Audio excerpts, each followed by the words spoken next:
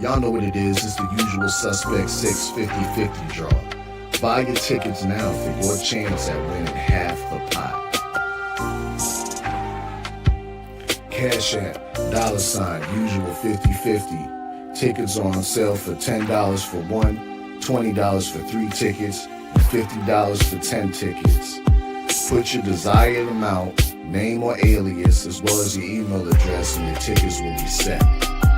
We announce the winning ticket numbers every other Friday on Supreme Beats Boxing Talk Bullshit on the Beltway, 8:30 p.m. Eastern Time. Remaining proceeds will go directly to the LDBC meet and greet in Las Vegas. Shout out to the LDBC, and remember, it's a usual suspect. Y'all know what it is. It's the Find the Boxer game. Purchase a box for a chance at winning $500. One of 54 boxes has a missing boxer inside. Purchase your box or boxes by Cash Apping $ usual 50-50. Include your box number, name, and email address. Your box number will be confirmed and sent directly to your email. Each box is $20 with a 1 in 54 chance of winning. Remaining proceeds will go directly to the LDBC meet and greet in Las Vegas. Shout out to the LDBC, and remember, it's a usual suspect.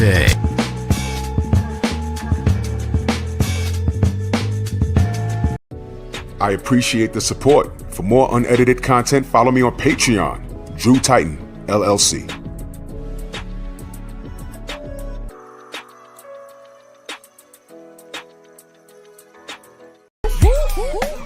Push the weight and now flex. The live is more than the 6. Fit the runner, boy, you nigga, no question. You were running motherfucker high stepping. Hey, you never had a big enough weapon. Motherfucker never learned your lesson. I'm a 88 pack nigga.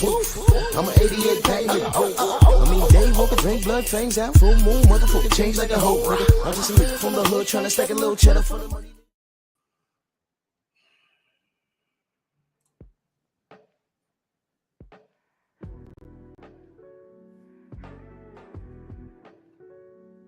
Yeah, buddy. Yeah, buddy. Lightweight. Lightweight, baby. Drew Titan, Bronx on deck. Shout out to the mighty LDBC. Let's do this roll call. Henry Hunter, salute. KBGJ. Nada 86 early in that super chat. Much love and appreciation. He says, salute, Drew. Salute to the mighty LDBC. Much love to everyone in the chat. Hashtag LDBC for life. Hashtag after haters. Hashtag stay supporting. Much love and appreciation to you, brother. Salute to you, man. G McCall. My brother won round with George. Yo, listen. Y'all click on that real quick. Click on that real quick. All right, make sure you save this. Okay, there's a little bit to unpack here. Woke, what up? Michael Fleming, Trillion of Judah. My brother Thomas, what's good? Rashard Livingston, Jimmy Bernard, Conno Local in the building. Peter the Great, Chilltown Majors, Marcus, Rick C, Rod Neal, Dapper Dons, Shogun, Jamal Davis, Sam Mack, Dragon Fang. D was good. Walt, man. Tat Lawson early in that super chat. He says Tank fans act like he had a Howard Hewitt perm. A Howard Hewitt perm from his Shalimar days last night. See, this is a man of a certain age. A lot of y'all, this is Chinese, but I get what he's saying. P.S. I am sure Shokun eyes popped out his head like one of those Tom and Jerry cartoons. Yeah. You know, and shout out to Lamont Roach for actually saying his name. All right. But it's all good. He's living his best life. Tap dancing. So, you know, that's good. All around strong, my brother. Salute. PGH. What up? Style. Yeah, he's down on bending knee. Straight convo. Joseph Jackson. Mr. Shelton. I don't know. I don't know where Mike S is. He's welcome to show up. Black Martial Arts Society. Cedric Taylor, DSTN3 salute. Adrian Vent, M. Banks, Del Riv, Maine Biker. He did. Mojave Nations, what up? Son of Tank, what up? I Rock in the building. Yeah, taco hats and things of that nature. All right, listen. California love, my brother, what up? Listen.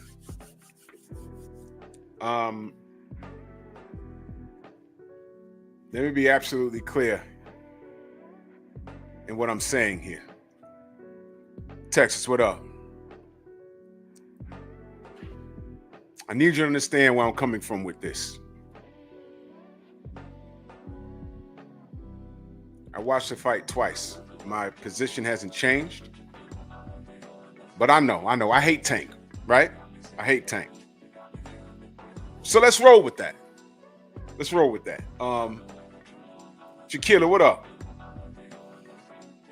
I don't have to be fair. Wait, excuse me. In what universe do I have to be fair to that kid?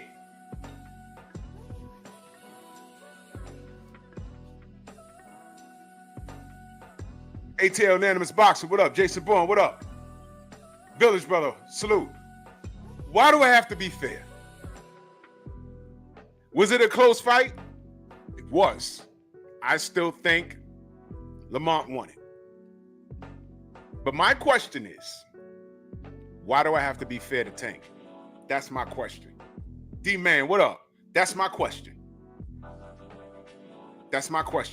Why do I have to be fair to him? You know why? Now, this is the part where people say, but Drew, it's about boxing.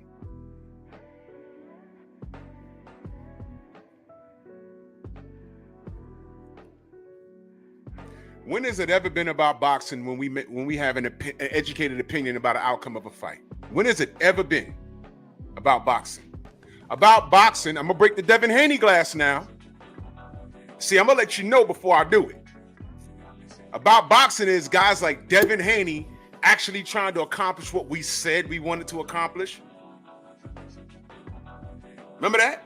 He's running around trying to be undisputed, and on the way out of division, he said, Shakur, you want some smoke? He said, I know my worth. Got in there with Edwin De Los Santos, and he won, but they crucified him for it. And what did I say? I said, man, that was Edwin De Los Santos' job to stop Shakur from running around the ring like that. If he couldn't do it, then this kid got the win. Didn't I say that? When I try to keep it boxing, cats ain't want to hear it.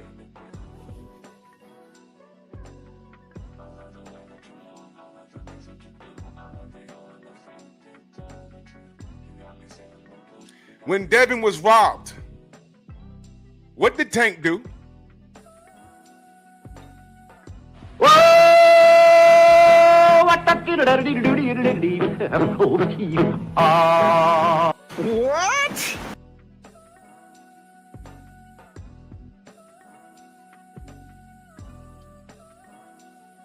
You want to talk about boxing? Let's talk boxing. Hold on a minute. Main Biker in that super chat, much love. He said, lost a pal today because I said Tank got whooped. Then that really wasn't your pal. It's as simple as that. Because, and salute to everyone in the chat that I missed. Salute. I'm just cooking right now. Look, I can talk boxing with anybody. I'm having an educated discussion about boxing with my brother Tay Jones. Like right now, we was just texting.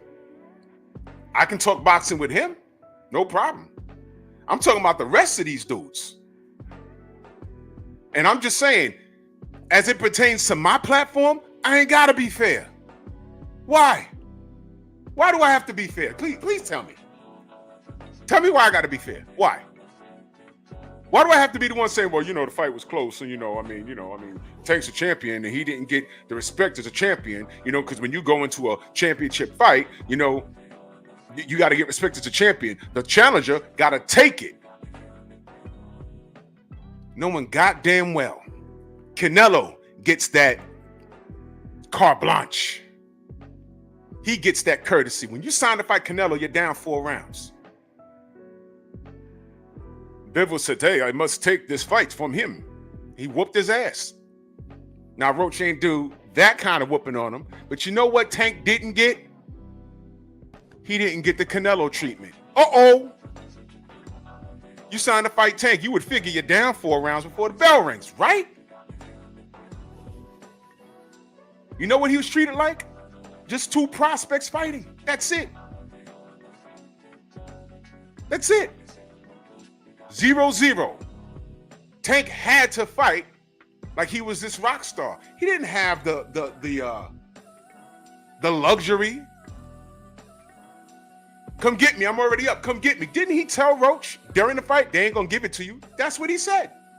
For those of you that stood up till 3 in the morning and waited for Tank to come out. I was watching. I was sitting by my computer like this. Like, is this nigga going to come out already? What the hell? Oh, come out. Like, come out for the press conference. He already came out another way. Oh, my God. What? Why do I have to be fair? Why? Why cats want to talk boxing now all of a sudden?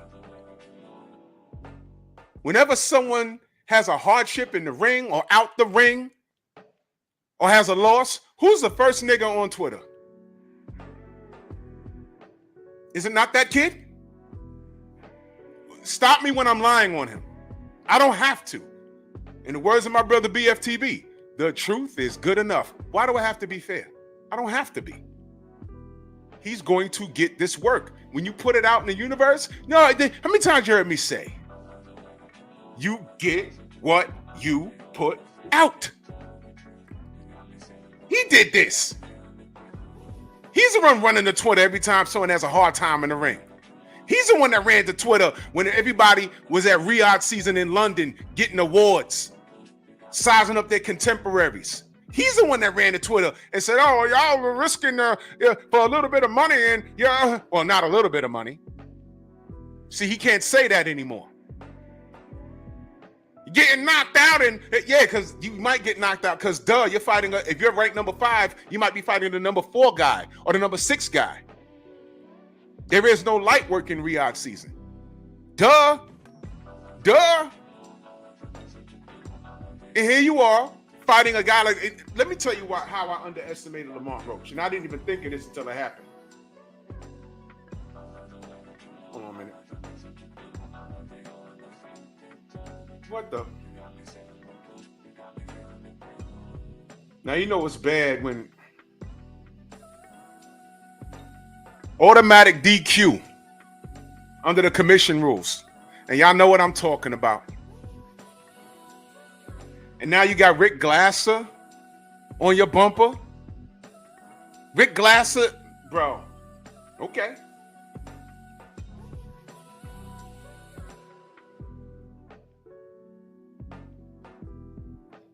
Rick Glasser is on your bumper. I'm supposed to come to your defense. Nope. I don't fuck my shit. Nope. You got this. You're all right. You're just fine. You don't need me. Dapper Don's in that super chat. He says, DEI. Oh, man. He went there.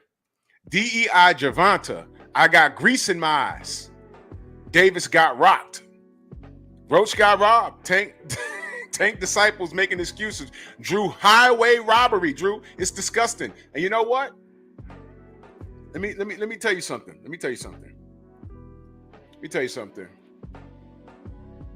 There's a lot of brothers that are seeing it different. But to the brothers that I'm speaking to that see it different, I can say that it's about boxing with them. So I'll engage in that conversation with them. I ain't gonna do it on these airwaves. You know why? Because these mofos don't deserve it.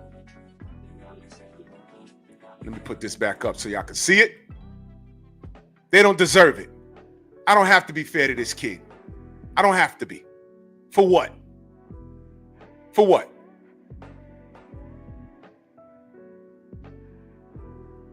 Is he fair?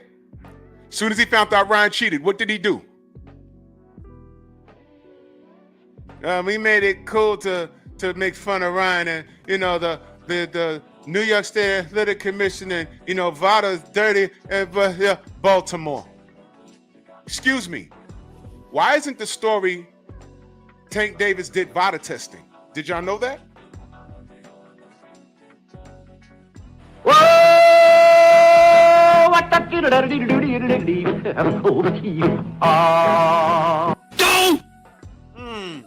He did Vada testing, y'all. Why is that not the story?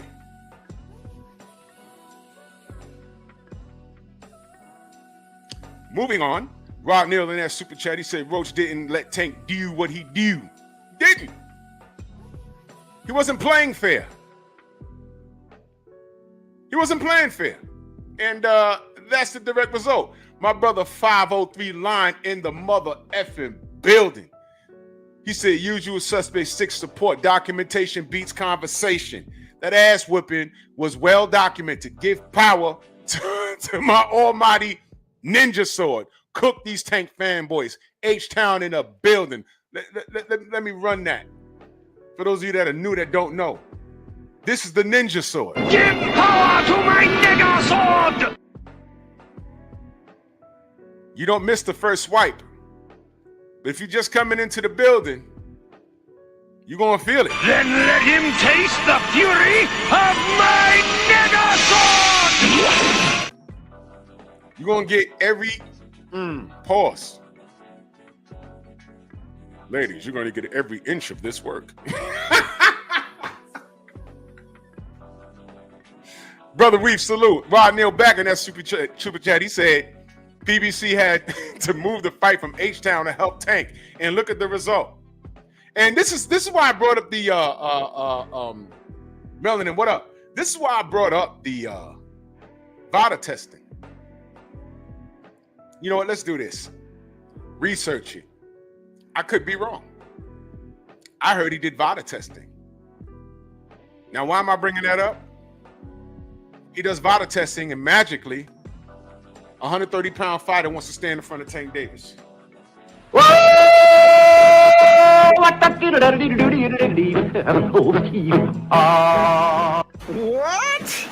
I mean, I ain't trying to say nothing, but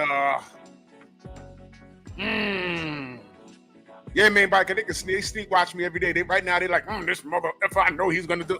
Listen, you ain't lose. You got to draw against a 130-pound fighter. Now, you heard what I said, right? You heard what I said.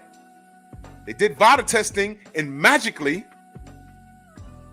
a 130-pound fighter wants to stand in front of him. Did he run? I'm watching it like, yo, he's trying to get knocked out. And then by round 6, when I thought it was going to happen, I'm like, wait a minute. He touched him a few times. I said, he ain't going nowhere. And I said, what's going on? And I'm in my mind, I'm like, nah, Tank carrying him. He's going to turn up on him. It got to be round 9. Got to be round 10. But you know what did happen? This. To Davis high guard wanting to explode with the left. Oh, and that right, but Davis took off some of the steam of the punch, but still, Roach leaning with left, and he took a knee. He took a knee.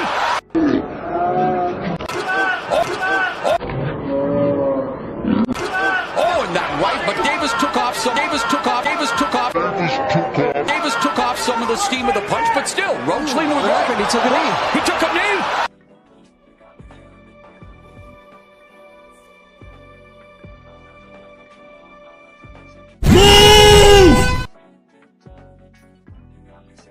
I ain't doing the gossip, but when I heard he took Vada testing, I was a bit confused. Like, I thought Vada was the bad guys. What happened? And now I'm like, why is Lamont Roach standing in front of him? Vada was the bad guys. Didn't he say that about Ryan? You know, the guy he offered to take out on a date after he robbed and cheated and tried to kill his Muslim brother in the ring? Please, tell me why I gotta be fair. Tell me why.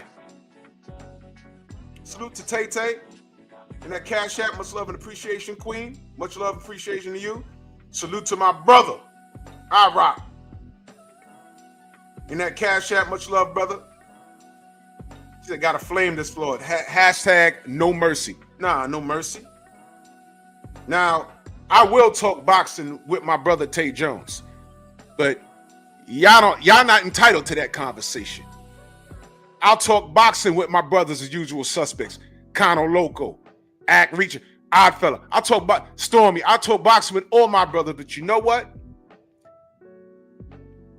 If anybody has a difference of opinion, I'll listen to you and we can watch the fight and everything else. Me and Tay gonna watch the fight again. But that's not for your ears to hear. That's not for y'all to see. And y'all know who I'm talking. I'm not talking about y'all in the chat, but y'all know the D watchers. That's not for you. That's not for you. I'm not giving y'all no alley-oops at all. I don't have to be fair. Everything now, before I go any further, did I lie on Tank? At all? Would you be fair to him? Your girlfriend that you invited out for drinks? He roasted you on Twitter. He roasted you.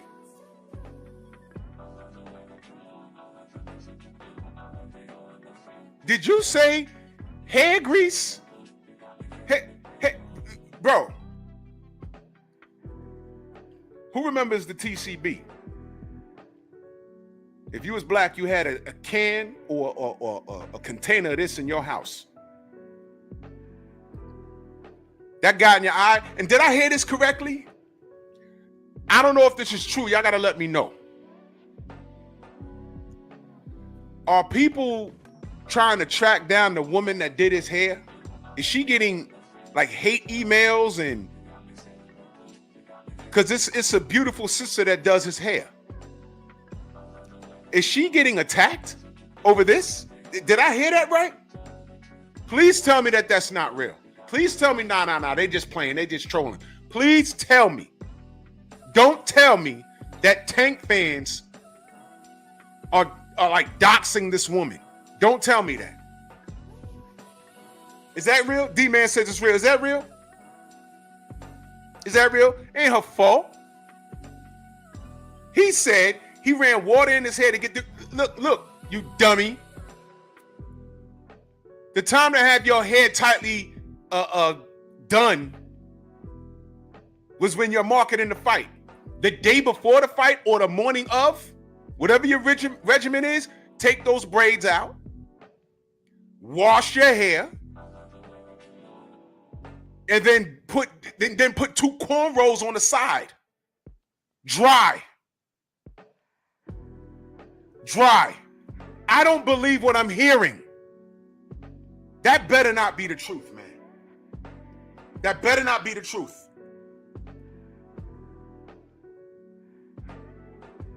Oh my God.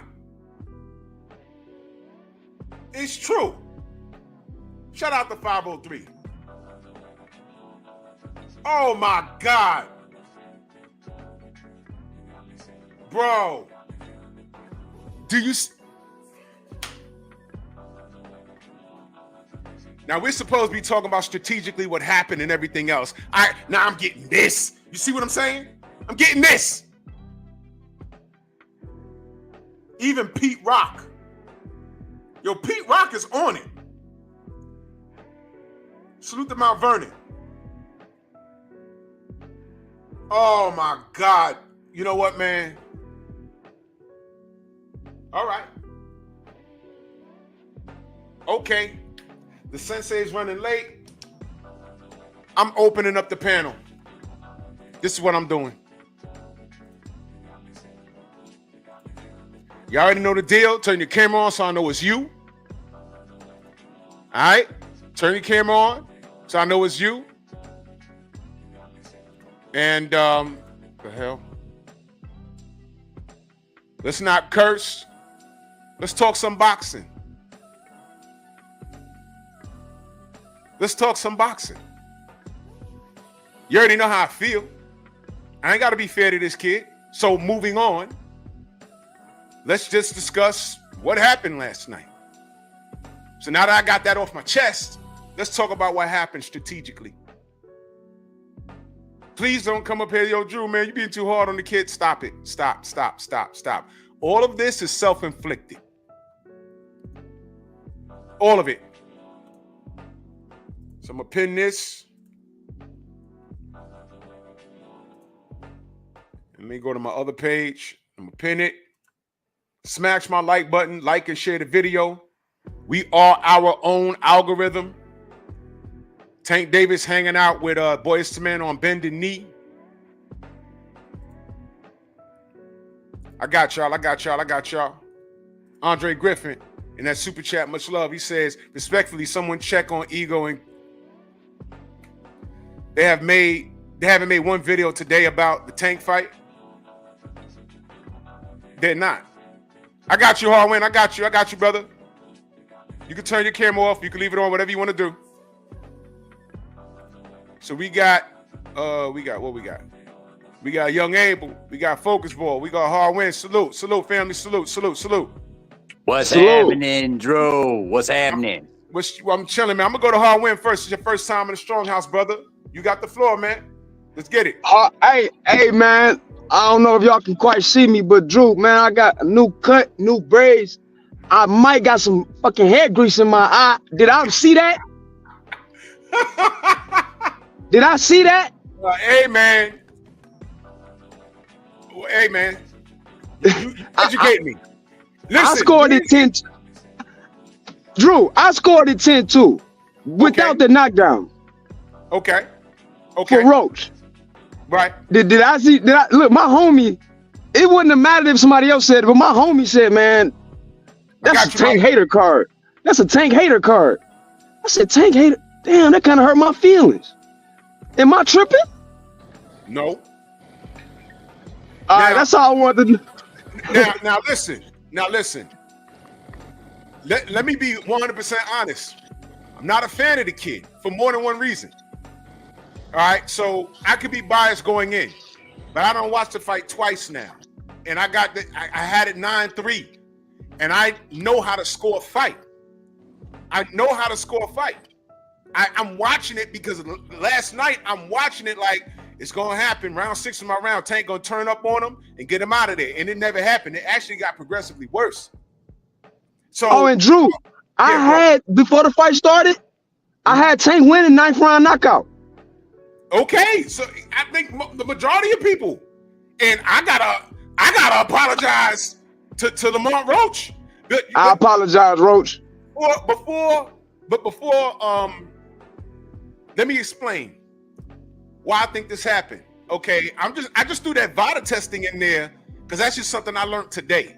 I said, what's he doing taking VADA testing? What happened with that? But I'm gonna say this: Lamont Roach may be, to date, the most healthiest fighter he's fought. No weight draining. No, he didn't have to make 130. He had to make 135, and he looked about 140, 145 on fight night. He looked significantly bigger than Tank. A lot bigger, bro. So I'm saying, man. I mean, who knows? But let me throw it to Young Abel. Salute. What's happening, Drew? You know something, bro? You know it's real bad out there when Rick. Wait, hold on. What's up? Tank, tell me you trolling, bro. Tank, please tell me you're trolling, bro. Nah, he not trolling, Drew. He not trolling, bro. He not. I'm not. Bro, if he does this, yeah, he can't do this, bro. Yeah, he can't do this, Mike, bro. He can't. Oh my God. But Drew, let's be real about something here.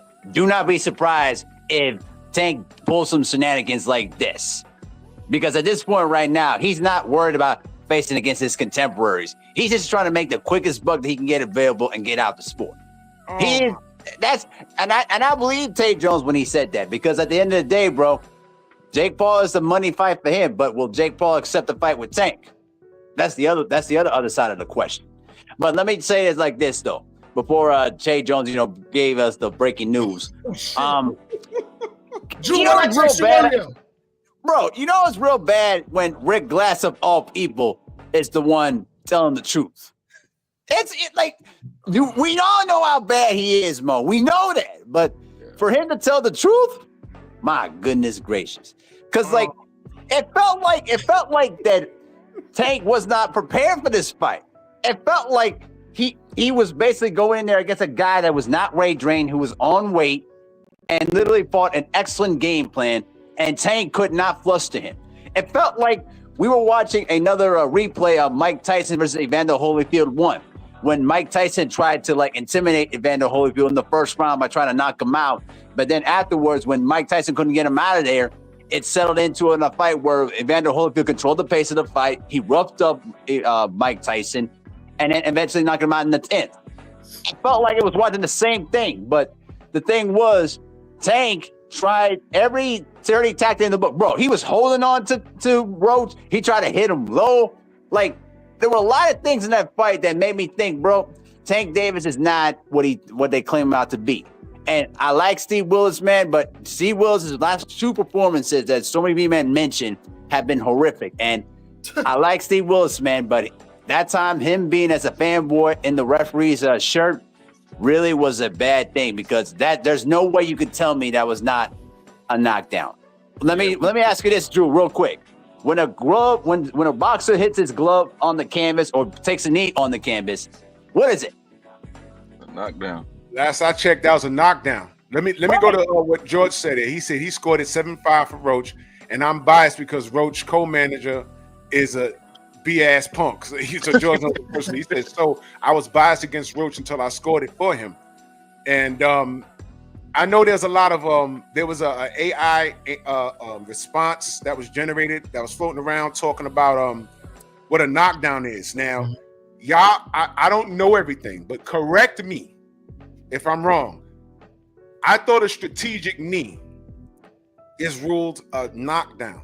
Yes. Because if you could just take a knee just to get a lash out your eye or get something out your eye, that's going to be just as bad as an offensive foul in the NBA now. Right. It's bad. It's all bad around all around the board. When Zab Judah was getting beat up by Miguel Cotto, before they stopped the fight, he took a knee to get a breather. Right. Miguel Cotto was getting beat up by Margarito when he was cheating him. He took a knee. It's called a strategic knee, and you can get your bearings about you, but when you stop the action on that level, I thought it becomes a 10-8 round. Am I wrong? Somebody tell me, am I wrong? I'm gonna go to focus ball. Next, focus ball. Salute. You're on mute, brother. Is it just me or Drew went out? No. I can hear you, brother. Go ahead. Oh, he's having a problem with his I think he's probably having technical problems. So let's Drew, what did I text you earlier? About the next fight. About the next fight. What did I text you? Oh, you text me about his next fight? About Tank's next fight? What would be Tank's next fight? You said it might be Jake Paul. I said Jake Paul. Oh my God, bro. Listen, man. I don't like this. Let me go to my brother 503, man. What you got, brother? Because I was watching y'all cook, bro. Go ahead. Yeah, man. Jake Paul was at that fight last night. And Jake Paul don't normally just pull up to people fights just cause. You know what I'm saying? Especially when they had a fight card in Puerto Rico. And Madison Rondo always supports the Puerto Rican fighters. Yeah. They were both at the fight last night. So I think the plans of Tank backfired. You know what I'm saying? I think he was trying to call out Jake Paul after he knocked out Lamont Roach, but Lamont Roach was not there to be knocked out. Lamont Roach did a great job of mid-range power boxing. You know what I'm saying? His defense was very, very tight, compact. He was blocking, parrying, pivoting. You know what I'm saying? His jab was on point. The right hand, oh my God, that right hand is trouble. I think Tank might be a sucker for a right hand, Drew. You know what I'm saying? Because I mean, that right hand buckled Tank at least 2 or 3 times. He was hurt, bro. He was hurt. And even with that clip you played, I'm glad that you got that clip because it shows, man, that Lamont Roach was hitting this fool so hard that he was knocking the grease in his eyes. This is bad. Yeah. This is all bad. By the way, my brother Ack just informed me that the lady that does his hair is from the Bronx. I'm not holding that L. Listen. I ain't gonna get in all of that, man. I ain't gonna get in all of that, bro. I ain't gonna get in all that, man. Let me go to Peter. Oh shit. Harwin, you got anything else, brother? Because I gotta make room. There's people trying to get in. Nah, y'all good. Go ahead. All right, good brother, man. Thank you for pulling up, man. Thank you, good brother. All right, someone else trying to come up in here. Let me go. Hey, look, Drew, I'm gonna slide off so you can make room for the other brothers, man. Salute to you, salute to Stormy, salute to everybody, man. Salute, brother. Yes, sir. Yes, sir. Let me go to Peter. Let me go to Peter real quick. What you got, brother? Yo, salute OG Drew, salute everybody. What's up, man? You know, salute. Man. Wow. Man, it was a good. Hey, I'll tell you, it was a good night, man. To see all them, Javante Stank Davis fans, man. It was a good night, man. It was a good night. Man, yeah, man. Tank had a Mike Tyson moment, man. You know, kind of like Lander Holyfield. He had a Mike Tyson moment, man. Where, and like I said, this is why Tank been ducking his 135 contemporaries because, struggles with people that outbox him. Mm-hmm.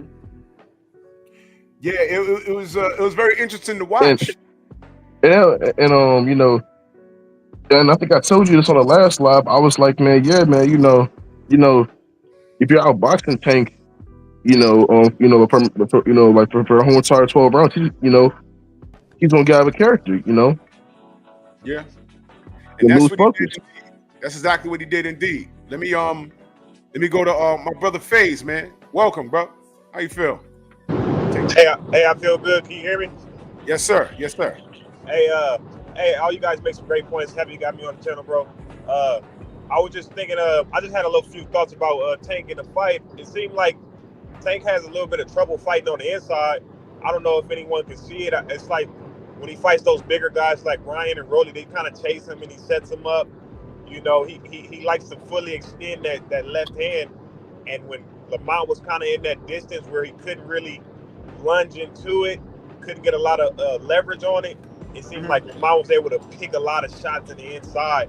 I think a guy like Keyshawn that likes to get close and use that as defense will probably be a little tougher for Javante as well, man.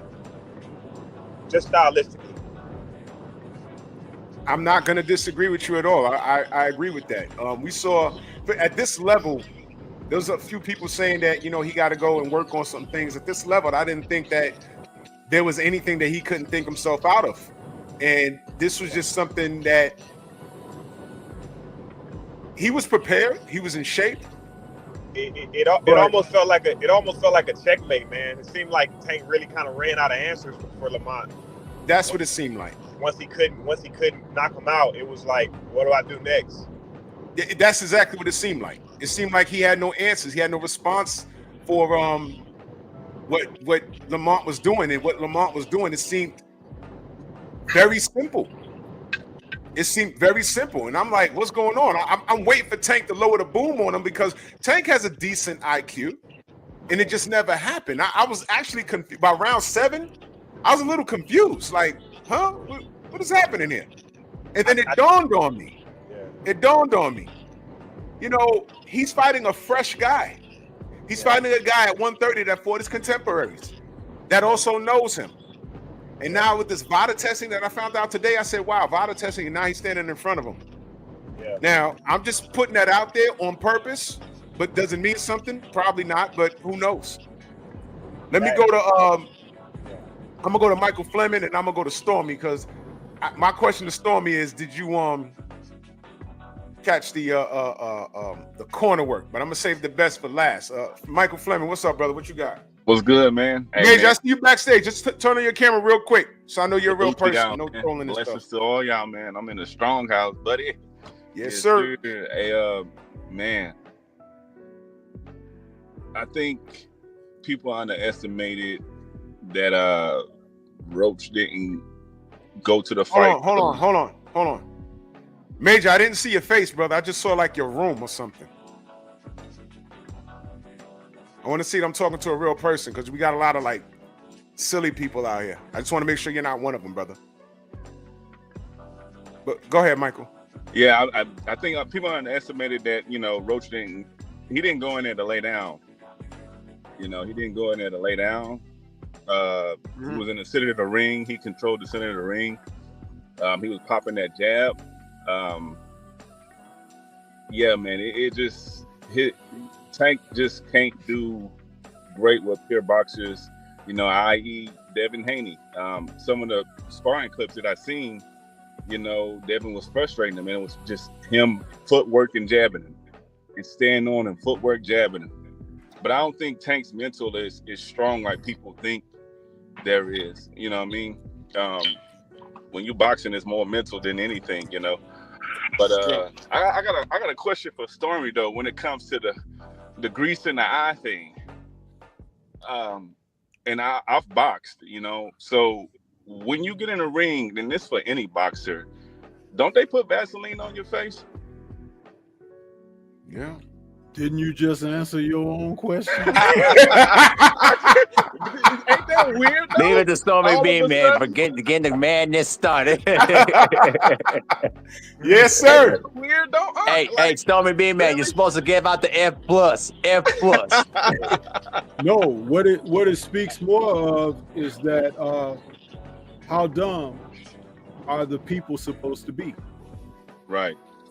I mean, you seriously, and I wasn't trying to be, that's not at you. It's like, if you have to think about that, how many years have we been watching fights where they not only put Vaseline, they've used baby oil, baby oil, cocoa butter. They've used Abilene. They've put all types of treatment and stuff around fighters' eyes, and they sweat profusely. Yeah. You don't hear guys complaining about grease getting in their eye. Right. Last night in a fight before the co-main, you saw Sandor Martin. He got a cut over his eye. It bothered him. Blood was getting in the eye, but he was wiping at it, but he kept fighting. He never talked about it. He just knuckled up and fought. Right. That guy was undergoing difficulty, and his little eye had some irritation that had nothing to do with grease. It had everything to do with that opponent across from the ring. And he took a moment out, and he had an Anthony Joshua moment, like Drew suggested. That's exactly what that was. Yeah. And shame on Steve Willis for letting for allowing it and not penalizing him for it. Right. Yeah. That, like I said, that's mental. People on that's mental. He ain't as mentally strong like people think. Roach broke him. And for him to behave like that, you've never seen him behave like that, right? Nope. You know why he behaved like that? I'll swing this question to each and every one of you on this panel. Do you know why he behaved like that? Because the bully got bullied. The A-side treatment. Absolutely. He was being pressed. Yeah. He was being pressed where he's normally the one doing the pressing, normally putting someone else under duress, making them uncomfortable, whether it be with contractual means of meeting to take the fight, or just being in the pressure of the event because he's the draw and he's getting certain favor and things of that nature. But he had somebody in there who was hot on his ASS. Right. And that was the difference. And someone who didn't show resignation, but was turning it up. Just like Evander Holyfield did to Mike Tyson, and you saw the same exact result from Mike Tyson. That's right. I said we've seen this before. Right. This ain't new.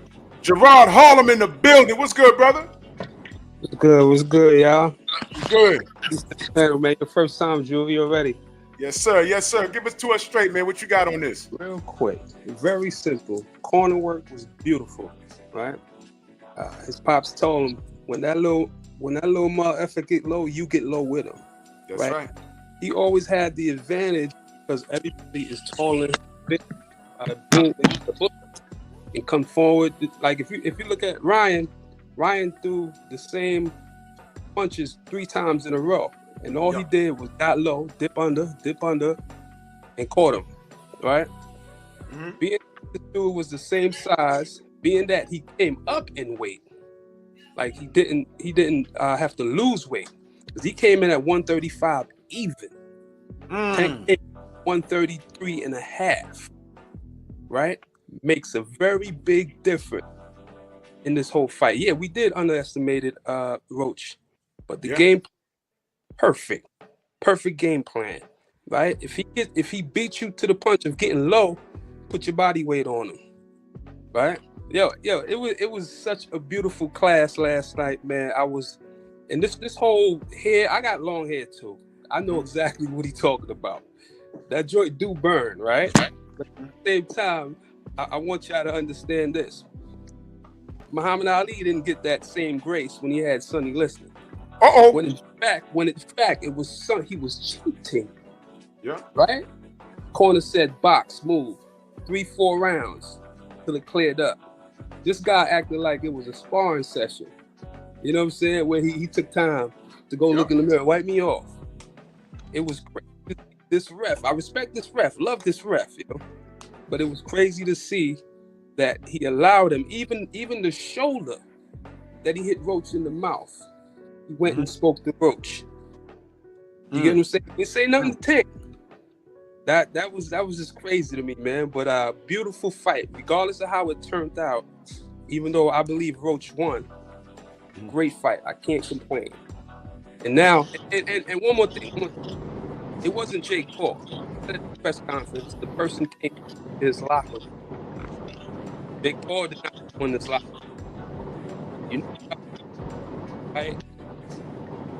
Russell. He was trying to fight Gary Russell. Gary Russell? Yes. Being that he was 2.5 years out of the ring, he tried to catch him. That's all. It was a whole DC Maryland thing, I think. I don't think it had nothing to do with Jake Paul. But that's it, fellas. All right, good brother. Thank you for pulling up on me, man. Salute to you. Harlem in the building, man. Let me go to the brother Major, man. What's good, brother? Yo, what, man? Look, I gotta get some stuff off my chest, man. So keep it clean. I was one of the few people, you know what I'm saying, who called this fight right down the middle. And what happened was, bro, the media is the reason why this happened to Tank. Because the moment this fight got signed, I understand the name. It wasn't a big name. Because I feel like for the same thing, I just dismissed Roach. I didn't even look up his fights, any of that. But some told me to just go check him out. So the more I'm watching him, I'm like, hold on. This dude got a certain skill set that can match the skill set that Tank has. You know what I'm saying? And other thing I want to say is Shakur Stevenson and all the rest of them that's trying to call out Tank now, like they should kind of slow down some. Like I'm not sure if Shakur can take them shots. You know what I'm saying? That Roach was taking. Like Roach showed a mental fortitude that's like I knew he had the skills to do it, but what shocked me, bro, was his mental fortitude, bro. His will to win that fight. Like that's something you can't teach, man. And as far Major, hold on, you went out. You still there? He was cooking. You still there, brother? Yeah. So okay, go ahead. Yeah. So I I'm a big Tank fan, bro. Everybody was calling me a hater. I'm a Tank hater. They was laughing at me. But the thing with Tank is now, bro, his legacy is up in the balance now. You know what I'm saying? Ali had Frazier. Tyson had Buster Douglas or Evander. Deontay Wilder had Tyson Fury. Like, it was only a matter of time before you meet your dance partner, bro. So but the thing is, what made Ali great was that people counted him out after he lost against Frazier. They said Ali was pretty much done, this, that, and he came back and he didn't make no excuses. He looked up in the mirror and got better. And he won, and that's what made Ali great. So Tank, he's either gonna sink or he gonna float, and we're gonna really see what he really made of now. But the last thing I want to say, bro, is this.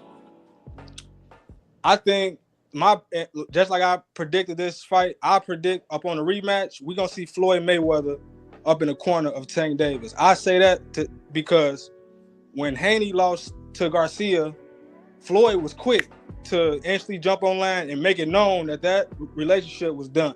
You know what I'm saying? We ain't heard nothing from Floyd yet. Floyd, I'm pretty sure he loved Tank like a little brother. Like this. He said something. He gave his input on what he saw. He did? Yeah, he did. It's on Blue Blood's channel. He reviewed it. Okay. But I'm sorry to add to what you're saying. Yeah. That might sound good, but if Tank is smart and the people that are around him that love him, they wouldn't let Floyd anywhere near back to him. Really? Leave that dude alone, man. Floyd is not the person you want around you. You think no, but I was saying just as far. I mean, now I don't know the type of relationship they got as of this year. You know what I'm saying? But if the relationship is like fractured, then that's like one thing. But I really feel that Floyd would put all that to the side and not leave his little brother hanging. You know what I'm saying? With this, if anybody can solve this Roach issue, it's him, bro. You know what I'm saying? And that's all I'm saying. But yeah, that's all I got. Well, the thing is with that, I don't think Floyd could solve that issue because at this point in his career, I don't think Tank is that old dog. You can't teach new tricks, and there's just certain things he cannot do. For example, Coach Kyle said in reference to Shakur, why would we take that fight? He's not going to stand there and let us do what we do, right? And at 135, I keep saying this, and it's not coming from a place of hatred. It's coming from a place of I need them to say what's true. All right.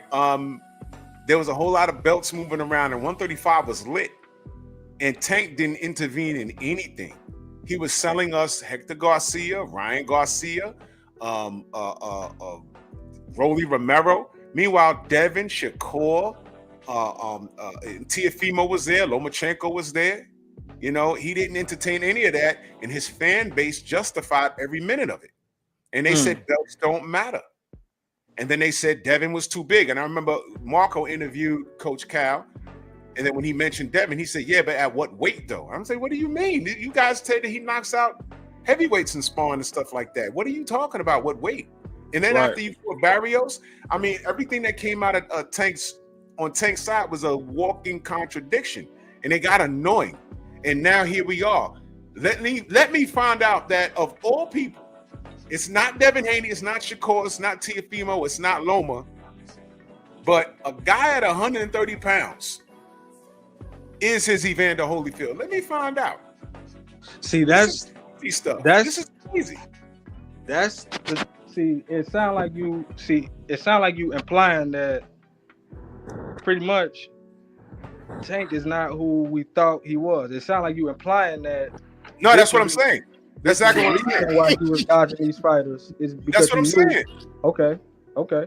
Because what am I left to listen to what I just said, brother?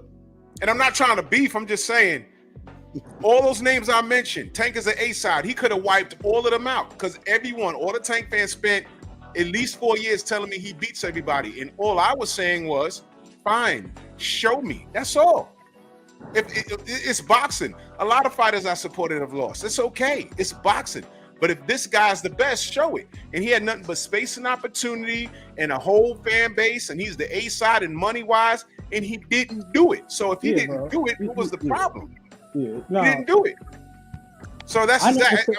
I don't have to imply it. I'm saying, you know, we saw his kryptonite just last night.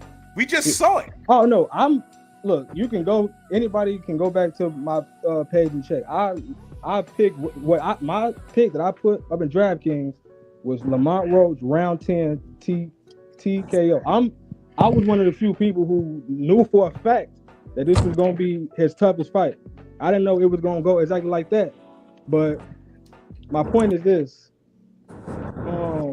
I predicted Tank was gonna lose that fight, but I'm not gonna go that far though and imply that Tank, I can't see him going. My point is this: that next time he fight Roach, we're gonna see the best version of Tank. Period. Point. What's the best version of Tank you ever seen? I think we've yet to even see that. I think this is. I think this is the moment. But to date, what was the best version of Tank you ever seen to date? Best one. Frank Martin. Best version that I've seen of Tank.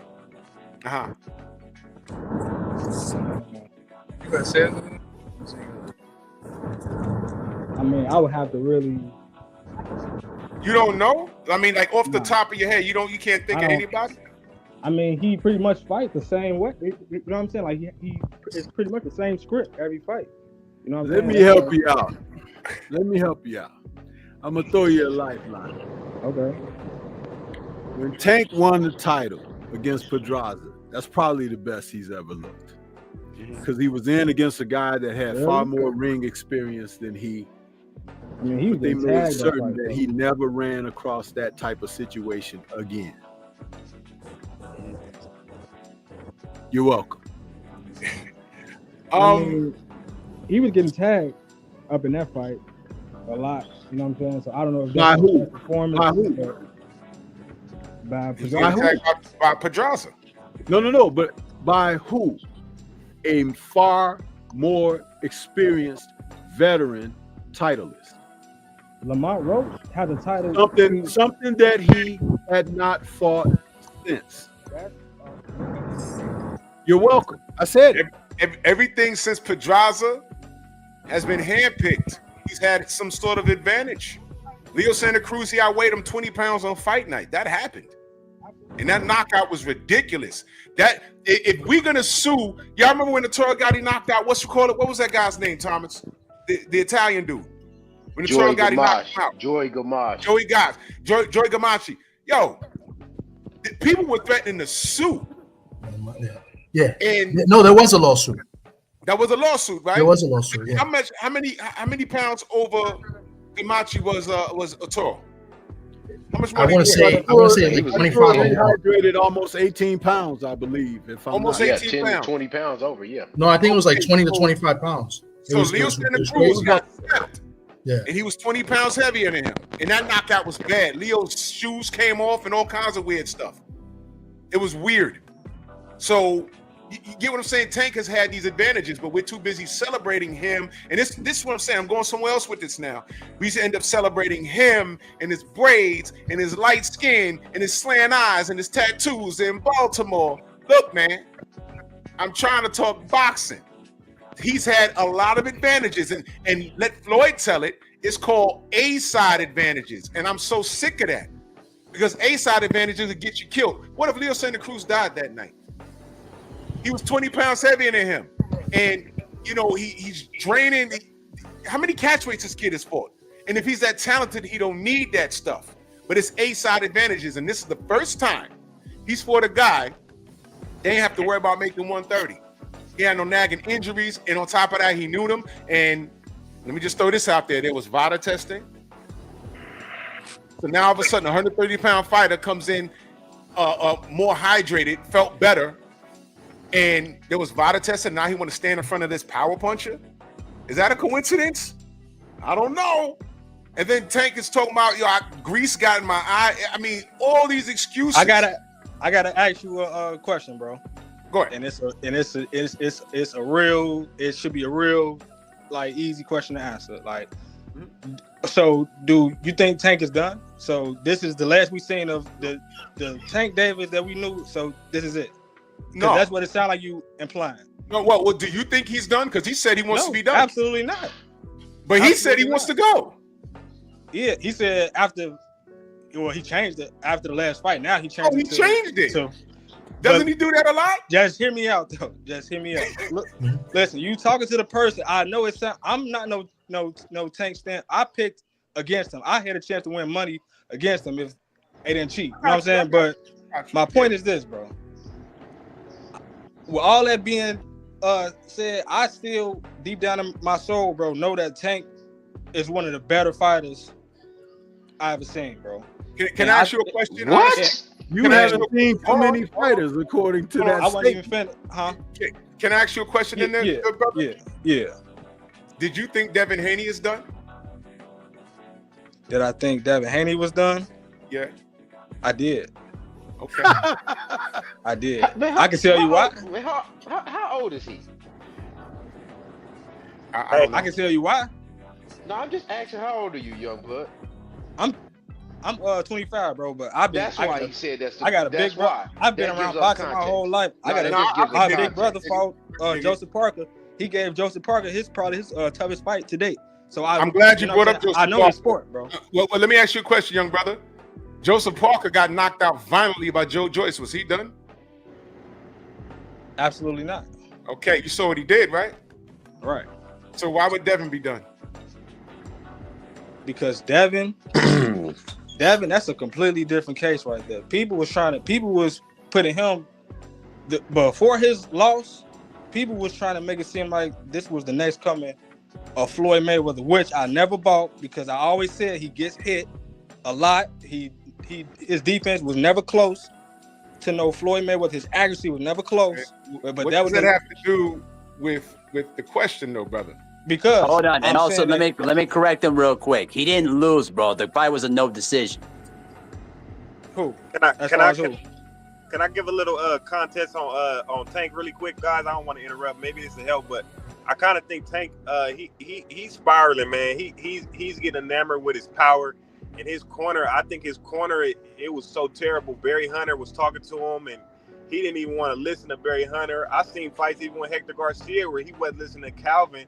I really think Tank has great talent, but in that corner, I think it wasn't working for him. And I'm kind of scared of, like, he has so much talent that I wouldn't want to see a guy with a lot of talent like that, like an Adrian Broner. Like, I wouldn't want to see that, but I think if Tank doesn't get his team straight, he can have similar, like, type of career where he's super talented, but, things don't, not go that left, but, he can have problems if his corner isn't right, man. Let me say this. It's amazing how a lot of people, they see someone in a loss, regardless of if it's a decision or how violent it ends. I never hear like the young generation today say, well, let's see how he looks in this next fight. I never hear y'all say that. Joe Joyce knocked out Joseph Parker, and that was violent. And I didn't say that Joe Parker was done. I said, look, all right, he's breathing, he's standing. Okay, we'll see how he looks in this next fight. And he won like 4 in a row after that. 4 in a row. Devin Haney finished the fight on his feet. He finished the fight on his feet. I don't know where people, it's not that they think he's done. It's that a lot of haters want him to be done. Now, with Tank, to answer your question with Tank Davis, I don't think he's done. I just don't think he has another gear. You just said you'll see a different Tank if he gets Floyd Mayweather in his corner. Floyd Mayweather can't fix that. And he can't fix that. And if it happens, please remember that I said it first. I guarantee you. How's Floyd going to fix that? Because he had Floyd Mayweather has the greatest. I'm only 25, bro, but I'm a real historian with all that. I go way back to Willie Floyd Pack. Mayweather Sr. Floyd Mayweather has the greatest. I like to offer whether. I'm gonna give it to you, Stormy. I'm gonna give it right to you, Stormy. But you said that he's not the next Floyd. But when Floyd Mayweather Sr. was asked who's the closest thing to your son, he said Devin, not Tank. He was. Well, I mean, I never compared Tank to Floyd. I never said Floyd was the next. There is no next. That's my whole point, bro. You making my point. The question was, there who's is the no next closest thing Mayweather. to Floyd? Not the carbon copy. Who's the closest? There is no closest, bro. Not in my opinion. I think Floyd is the best boxer ever, bro. Okay, there is no close. All right, go ahead, fine. Stormy. But the best boxer ever, his father said when he was asked who's the closest, not the carbon copy, the closest. It's like there's only one Jordan, and then there's Kobe. Very similar, but there's some differences. So Devin's very similar, but there's some differences. One of which he became undisputed, something Floyd never did. But I'm gonna give it to Stormy because he has something to offer to this. Go ahead. No, I was just going to simply say, whether he's done, that's open for conjecture. But what is done is the ride that he's taking you all on. The curtain has been pulled back, okay? And you can't do that no more. You got to do something different. You got to bring something different. That means that people are not going to accept cherries, on their salad. They don't want that. You might add a little Caesar dressing or something or blue cheese, but they don't want cherries on a salad. They don't. And so far they've been giving you guys raisins. Yeah. I'm making these analogies to help you conceptualize exactly the point that I'm trying to make. See, the ride is over. All around the sport of boxing, you have real fights taking place. 50-50, 60-40, that kind of deal going on. And men are stepping up to the plate to toss their hat in the arena of legitimacy.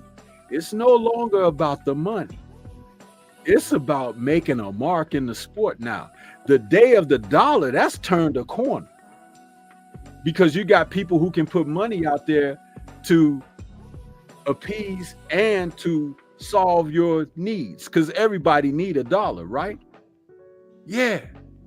So what's left after the dollar? You got to come and make something of yourself now. And you have people who are willing to do that, like the man did last night. He came to the ring and he put on a total representation of self, more improved than when you last saw him challenging for a world title against Jamel Herring. Okay? Tank hit him with some good shots. He hit Tank back with some good shots.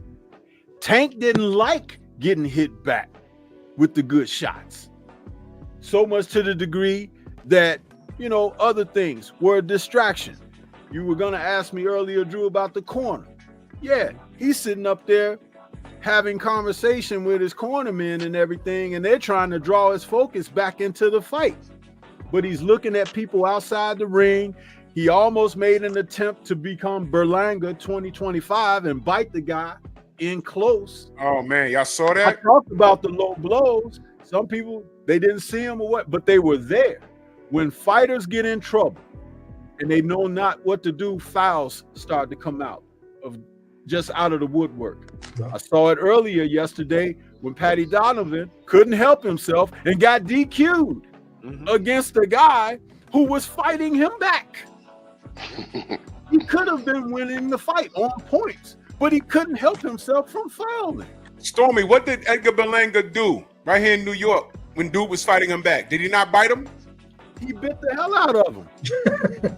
I mean, these dudes are supposed to be some guys that have these meltdowns. And what we saw yesterday was a form of a meltdown. Yeah. And it showed in the ring, and it showed out there. 3 in the morning. He didn't get to the podium till 3 in the morning. No, almost 4 in the morning. Almost 4. It was bad. And I'm at the computer because I want to hear what he had to say. I'm nodding off at the computer like, where is this dude? It was a form of a meltdown. And what I'm saying, Brother Major, is when it gets like this, I think he needs to pack it up before it gets worse. He needs to pack it up before things get worse, because the ending it won't be good, because now he's looking like food. He's food. Looking like food. So what is your definition of packing it up? Walk away. I'm saying walk away because he said Yeah, because he said he wanted to walk away. You don't just say that. You don't just say that out of nowhere. You don't just say that. So He that was talking about, means I got y'all orders. really think that this man who worked all his life, so y'all think It's this not man? what I think, brother. He has to reassess I can it. just make a point real quick because Time I out. can never Time out. like finish my point. Major, check this out. What did you just say? Please repeat. Hey, cuz I don't know what you be fight. What you watching? Who's that? Go ahead, Major. Yeah, I'm saying that y'all think this man that worked all his. I don't care. Look, I picked Tank to lose this fight. Just keep that. No, in go mind. on what you said, brother. We got that. Go ahead. What you say? So I'm not no just fanboy, bro. I But got you. I cannot No, go I as wanted far you to as repeat what you said because I was going to make a point on what you said. You I was said saying that y'all think that this fought all his boy, life. right? He worked all of his life, and so y'all think it's no type of to everybody who watched that fight knows he lost that fight. Tank, he had never come out and said, but he knows deep down he's been around long enough. He knows he lost that fight. So y'all think this man don't have no type of? It's impossible for him not to be the competitor that we think he is to even get this. You have to be a certain competitor to even get this far. So I know for a fact he is a major competitor. There's no way he's gonna just take the I had my run. No, that unless what y'all saying is true, and this dude was just a complete fraud this whole time who wasn't even close to an all-time great. That's the only way that's possible. That's all I'm saying. Okay, now here's my comeback to that. Your thoughts on Devin Haney, that he was done after the Ryan Garcia fight. A man who has worked all his life. I can clarify that though. Whoa, I let you speak, right? I meant done against. He's never gonna be Ryan. That's not gonna. He's done as far as that. He can still have a successful career. Absolutely, he's a hell of a fighter. But as far as beating Ryan Garcia, that's not gonna happen. That's a bad matchup for him. You don't factor in the drugs enough. I still wasn't finished. It's always an excuse. What? And ain't no excuse. It's illegal, fam. When someone has cheated, okay, that means that they operated outside of the rules of the sport. Last night, when I last checked, Mr. Lamont Roach was operating heavily within the framework of the sport, and Tank still broke the rules and got a draw. So that's messed up. Yeah, that's messed up. Where is the justice? There is no. Listen, I'm going to say there is, but what has to happen is people who take the position like yourself have to see the sport in its totality instead of looking at individuals. There you go. Because you become silence, and silence is consent. That means you allow it to take place, and it'll happen again and again and again. It's been happening I though. just gave the example of Patty Donovan being DQ'd in a fight that he was winning because he broke the rules. And he cried to the media and to his trainers and everything, and they've come out and they've tried to speak in favor of him when he was breaking the rules. The man had 2 points deducted, 1 point in the same round that he was DQ'd in, because the point deduction happened moments before he knocked the guy out after the bell rang. He threw a punch way after the bell and knocked the guy out. And the referee said, hold on, what the? Timeout. Go to your neutral corners. Made sure the guy that got knocked out could get up to his feet and everything and wave the fight off. They say, oh yeah, Patty wins. No, you're disqualified. He had been fouling all night long. I saluted the referee because it took balls to do what he needed to do, and that was impose the rules of the sport. You don't hear nobody on these airwaves talking about that fight except for me. I called the fight and watched it happen live, and I told everybody that was in my chat, I said, this is why I tell you all to watch boxing, so you can learn. I'm learning. You're learning when you're watching the sport. Stop watching these individuals that they make stars for you to follow. It's the same as celebrities out of Hollywood or in the music industry or on your television or whatever. Because when they put that in front of you, you don't have any choice but to accept it or reject it. And most of you receive it because it's convenient. You know what's not convenient? To think for yourself, to start to use your brain, to be able to make assessments, comparison, contrast, to understand that everything that you see isn't exactly as it is. But that's called deductive reasoning. When's the last time you heard that and applied it? You see, it's easy to do this and move your mouth, and make sounds come out of it, But everybody can turn around when they get full of beans and let some sounds out the other end too, can't they? And guess what? They both stink when they don't make sense, when they have no common application where you can say, you know what? This solidifies what I'm talking about. Principles. A foundation of discipline will help a person get beyond where they are, unless you're a coward and don't want to do it, and you want to hide behind the bushes and the shadows, hoping someone else makes a path that you can easily trek along behind, Why not be a soldier and go out there and take the hill yourself? You know why? Because this is a participation trophy society, and people have been conditioned to not want to be the best. I just want to be a part of it because, you know, we all got a number and we all got a trophy.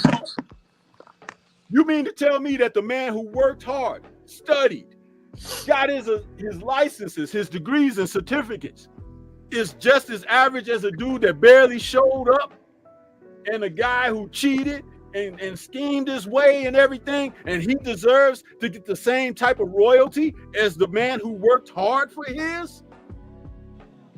F no, that's not the way. And if you can't recondition your mind to raise above that, you might as well just go ahead and continue to lay in the gutter, because there will people who will cross that gutter and go to a new level in height. And you can get mad all you want to, but guess what? It's your fault because you didn't want the best. You didn't want the best, to ask the best of yourself, and you don't want to see the best coming out of anyone else. And that is recognized as the crab in the barrel syndrome. Hey, Drew, can I say something, brother? Hold on, TD Harden in that super chat. He said, knew you were going to have a field day with Tank. We just telling the truth. We ain't got to drag him. Go ahead, what you saying, Abel? I just wanted to say this real quick, though, because, like, listen, when it comes down to Tank, the bottom line here is that Tank, throughout his entire career, has made it known that he doesn't want to fight the best, but he wants to keep the persona of what Mike Tyson was. Because as soon as, you know, Tank Davis is able to, you know, bully you and intimidate you, you pretty much lost the fight. And last night, Lamont Roach showed that he was not going to be intimidated. You know what I mean? And the thing is, we live in a individualistic society where they only look at individualistic things instead of looking at things in the totality, what Stormy Bean was talking about. The bottom line here is that when you look at Tank Davis's career, literally it's been played or made to protect him at all costs for business and financial reasons. They will never put him in there with any risk because they're afraid of the backlash of what he's been going through right now. Now, if you put him in there right now with Shakur Stevenson, or even Monster Inouye right now, we all know what the backlash is going to be, and that's why he doesn't want nothing to do with it. I don't know about that one, bro. Let me say this. Sure. Let me address this to the brother Major. I'm just gonna I just want to just a yes or no. I'm just gonna fire off some names, some opponents. Tank versus Devin, yes or no? You want to see it? Tank versus Devin, yes or no? Tank. Okay. No. I'm just saying, just yes or no if you want to see it or not. You know, I know you got Tank over everybody. It's okay. No, bro. So Tank. So you Tank versus Devin. I got it, bro. I picked against Tank, bro. No, that's so good. Him. Okay, I promise you I did. Just humor me with this. Tank versus Devin, yes? Do I want to see that? Yeah.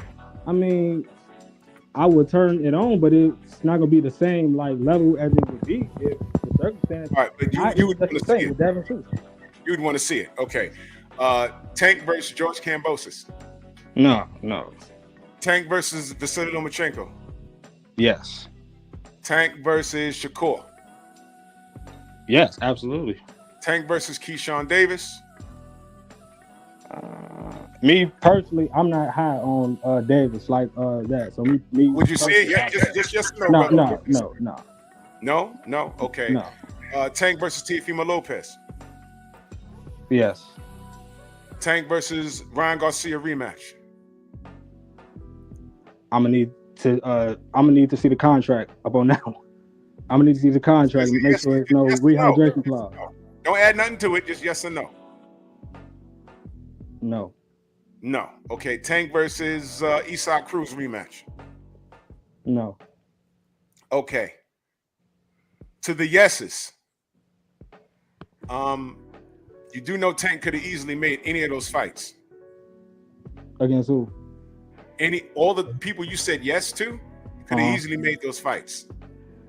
Now, you asked me, do I think he's done? My response to that is I wasn't thinking about him being done until he said he wanted to retire. That was the furthest thing from my mind. When he said that, it got me wondering how long has this been on his mind? And then I wondered what the hell was he doing at 135 all this time with all those belts flying around and all those contemporaries flying around. He didn't do anything. He didn't smash the gas on anything. And I don't care what anybody says. The world will stop. If Tank says I want that fight, the world gonna stop. I don't want to hear, oh, well, every time, like he said in a recent interview, every time I want to try and fight somebody got something lined up and they're saying my name. Bullshit. He said a bunch of names leading up to this fight. And everybody got something else going on. He did that. So he's underachieving, but he's been marketed to the level of genius. But once he saw somehow he wants to get this out of him and he got daughters and stuff, mentally he's gone. There's no other level to his game. This is the top. This is the best Tank we're going to see. I don't want to hear about, oh, a focused Tank is... No, this was Tank focused, and he got his ass whooped. And it'll be worse with somebody that sees this and says, I'm not his friend. I'm going to fuck him up. And that's what they're going to do. So if you value your family and everything else and you're mentally going, get away from the game. That's all I'm saying. He said that. I didn't say that. He said that. Yeah, bro. No, bro. I think you misunderstanding me, bro. I agree with everything you said, bro. I picked against Tank for every reason that you just named, bro. I can screenshot and send you my DraftKings a little ticket, bro. Like I picked against Tank for every reason that you just named, bro. So I'm right with you. Tank, this whole issue with Tank is the problem of the people that's ahead of him, who's trying to protect him. That's the real issue. But my point is this: I'm not, even though I picked against him, I'm not gonna go as far as to say that this great fighter, who I truly do think is one of the greatest fighters, especially of the modern era, that this is just that from this point on, we won't see the best version of him. And now, can I give you I need to give you an analogy. Are you a NBA fan or not? Not anymore. It gets on my nerves. Oh, okay. Well, I'm going back up in the day with like Jordan them, right? So you remember when Jordan came back, right? When he first came back. Yeah, I do. Now, a lot of people make excuses for him when he lost against the Orlando Magic. People was trying to make excuses, this and that. Jordan, a lot of people back then, they probably could have easily said, oh, Jordan's done. We thought he was this, but this was that. But Jordan is a certain competitor, bro. When you are a certain type of Now it remains to be seen how that will play out for Tank, but I can guarantee you one thing: for this next fight, now if he lose as the best version of himself, then that's just like what it's gonna be. But how can the you next guarantee version, that that's when you gonna don't be know the who he's best version fighting? of it. I can promise you that. How can you guarantee a different performance when you don't know who he's fighting? Well, he has to fight Roach. There is no option. He said he didn't want to fight Roach next fight. He said that. And That's what he said. that's where I'm agreeing with you with everything else as far as his mindset. I picked against Tank. Tank, understand my point, bro. Tank is in deep. He is in deep trouble right now, bro. No, I understand. I'm not ready to let go of the towel up on his career. I'm not even talking about his rematch with Roach, just his career. I'm not ready to go there yet. I'm just not there yet. Off of one performance, off of the last 30 we seen, I can't go there yet. I have now. If the next fight is even worse, now you know. Well, I'm gonna give it to Makai in a second. The thing is, we don't know who he's fighting next. Well, he has to fight Roach, right? No. In the post fight at 4 a.m, the man said Roach is not next. He says, "I know it's not gonna be next." That's what he said. And then he said we'll find out real soon too. I understand that, but let's all just keep it real here. He's fighting Roach. This is his legacy that we're talking about right now. If he fights anybody else but Roach, his legacy is done. What is his legacy, by the way? Can I read something that somebody wrote? I'm not going to say who said it. I'm just going to read out something that a former fighter said that knows Tank is going to injure. I'm not going to say who it is. I think Drew, you know who it is, but I'm gonna just read it out and just tell me if this makes sense. If this is a good assessment. He says, honestly, I have seen that man stop many people in the gym. His power is legit, but he lacks confidence, cares too much about weight, makes excuses, and shits on others. I've always thought he was too great to have such concerns. Tonight, it showed why he wants no parts of the top. Is that a fair assessment? Absolutely. And this guy has came on my channel and he said the exact same thing a year ago. I know who you're talking about, and he's right. Yeah, he's right. So when we talk about his legacy, I'm not sure what it is, because I was the one that said, man, if Tank retired today, he's not a Hall of Fame fighter. Why would he go there? Why would he be in the Hall of Fame? That's whoa. Why does he go to the Hall of Fame? Tell me why he goes to the Hall of Fame. He don't. Well, that's what I'm saying. Everybody like, oh, he are all these division champions, but he's listen to me, right? He was winning Mickey Mouse belts, man. It's been real good. For all my NBA fans, right? Is Allen Iverson a Hall of Famer? He's never won no chip or nothing like that. Boxing ain't the NBA. No, just hit me out, bro. That doesn't make sense. That analogy doesn't make sense because basketball and boxing are two different things. I'm not even finished yet. Go ahead, Major. Finish your point, Major. Go ahead, bro. My point. If you are, and this is across, this is not just with boxing or this is with any sport as far as the Hall of Fame rankings go. If you are a generational talent of such a degree, you can get up in the Hall of Fame. Period. Point blank. Would y'all agree that Tank is a generational talent?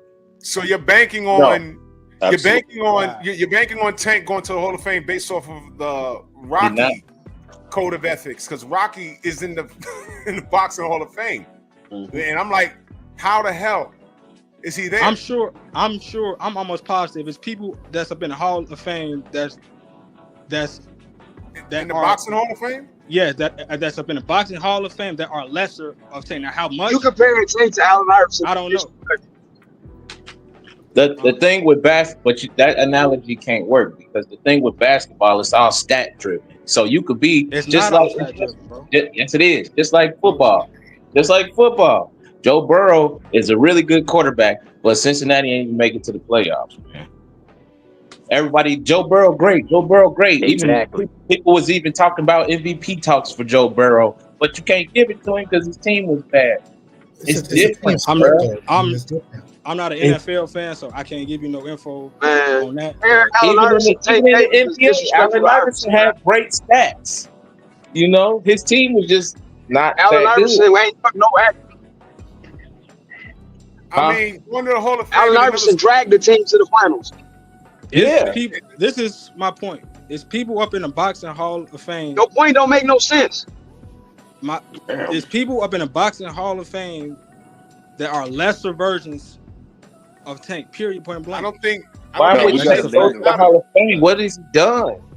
Y'all talk about how many divisions he done won. Okay, a real then we would have in. to break down what's the criteria to being up in the Hall of Fame. What is the exact criteria? Then we have to does go down Tank that meet route. that criteria? Because What is the criteria? The first thing is legendary fights. Last I checked, Mickey Mouse belts don't count. That's not the only thing, but okay. He didn't even beat That's nobody one for the thing. belt he got. That's one thing. That's another thing. He's fighting for that WBA strap. He didn't win that in the ring. It was given to him. He was talking stuff about the email champ. That's what he is now. How do you justify all of that when He won one real belt? Yeah, he didn't fight for that belt.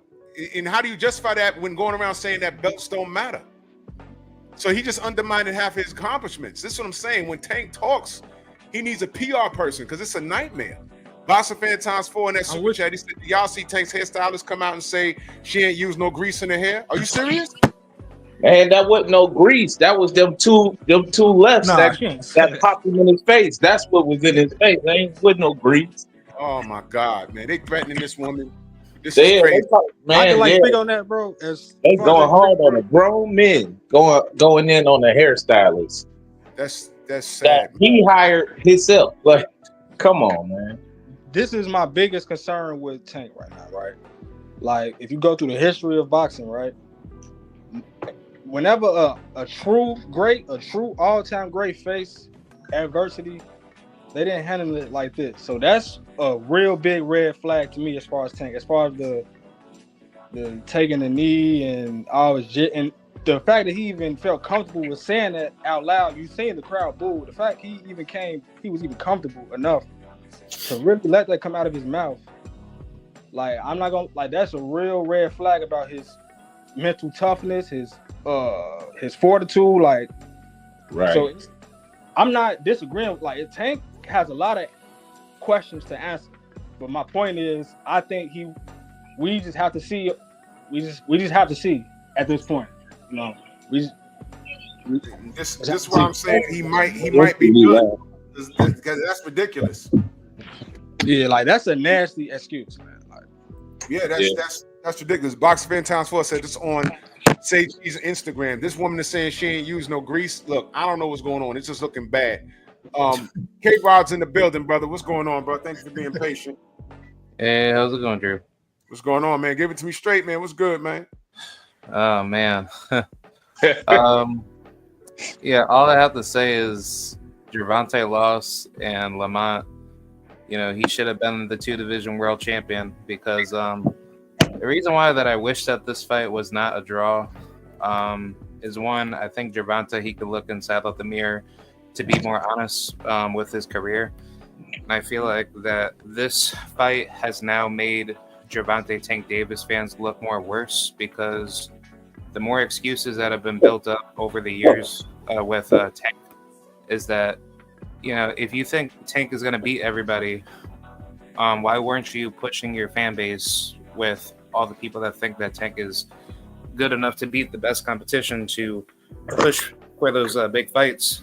And why was Gervonta trying to fool his audience into thinking that the fights that he wanted in the past were the fights that he was going to push for, but at the same token, he's going after lesser opposition to not even showcase his interest for those big fights. So I think Gervonta Tank Davis, he's just put himself in a hype job category where people don't like his moves, and I don't like how he's operating in his career. And I feel like he needs to hang it up, or he needs to be more serious from this point on. Well, there it is. I mean, also, does anybody think that when somebody brought this up when I did my live today, that when Tank in that fight, he just looked like somebody that just came in because, you know, it was his job, not as if he had a job to do. Like, you know, you go to work, it says, oh, it's my job, I got to be here. Like that was kind of like, you know, his whole persona throughout the fight. Does anybody agree with that assessment? Like, when he said it, it kind of made sense, especially in the early part of that fight. Where it's like looked like glorified sparring. But I think Tank thought just like most people thought, like he was just gonna walk in and steamroll him, so he ain't really take him seriously.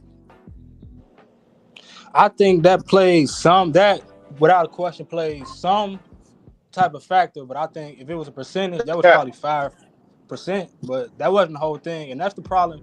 And I just want to say this real quick. That's the problem why Tank has he will lose against Roach again, and I'm gonna tell you why, because the media is the issue. Roach is a hell of a fighter, man. Like, this dude is one of the most underrated boxers on planet Earth, and he has stuff that don't show up in the punch stat. Like I seen Tank hit this. It was around the 7th round. Tank hit this man with a straight. You seen the sweat fly off of Roach's face. Like, this was a real Tank KO shot. Roach turned his head, looked that man up in his face, and said, "Woo!" I said, man, this dude has got ice in his veins, man. That's something that you can't teach. Yo, let me just read this real quick. Shorty said, I did his hair Wednesday. It's Saturday. He did press, gym, and weigh-in. That's no excuse. How much grease did I use? Damn. And then she shows a room where they did where she did his hair. She showed what she used. Shine, defined, protein rich. I know this stuff. No wax, no grease, no alcohol, no flaking. That's what she used in this dude's head. And then this is the finished product. For you man fans, that's the finished product. That's him. Right? Y'all get nuts off on his head. This is ridiculous. And then he's in there. He just threw this chick under the bus, and she didn't even do anything to him. And that happened Wednesday. So, and he was late. He was late to the media day on Wednesday too. I don't know if anybody knows that. He was late to the media. Oh my God! So he was late to Gleason. Yeah. Once again, he's is that her actual page? This is no her Twitter. Who page? Okay, so that's she actually said that. But man, this is crazy, man. Him blaming it on grease has got to go up there with the punch of the gods, man. And is Major still in here? Because I heard him say something about Tank being one of the greatest, and I got to get into the BFTV thing. Based on what? He's one of the greatest based on what? I think that. Well, first, I didn't exactly say like one of the great. To me, one of the greatest means a top 1 to 15. Top 1 to 50.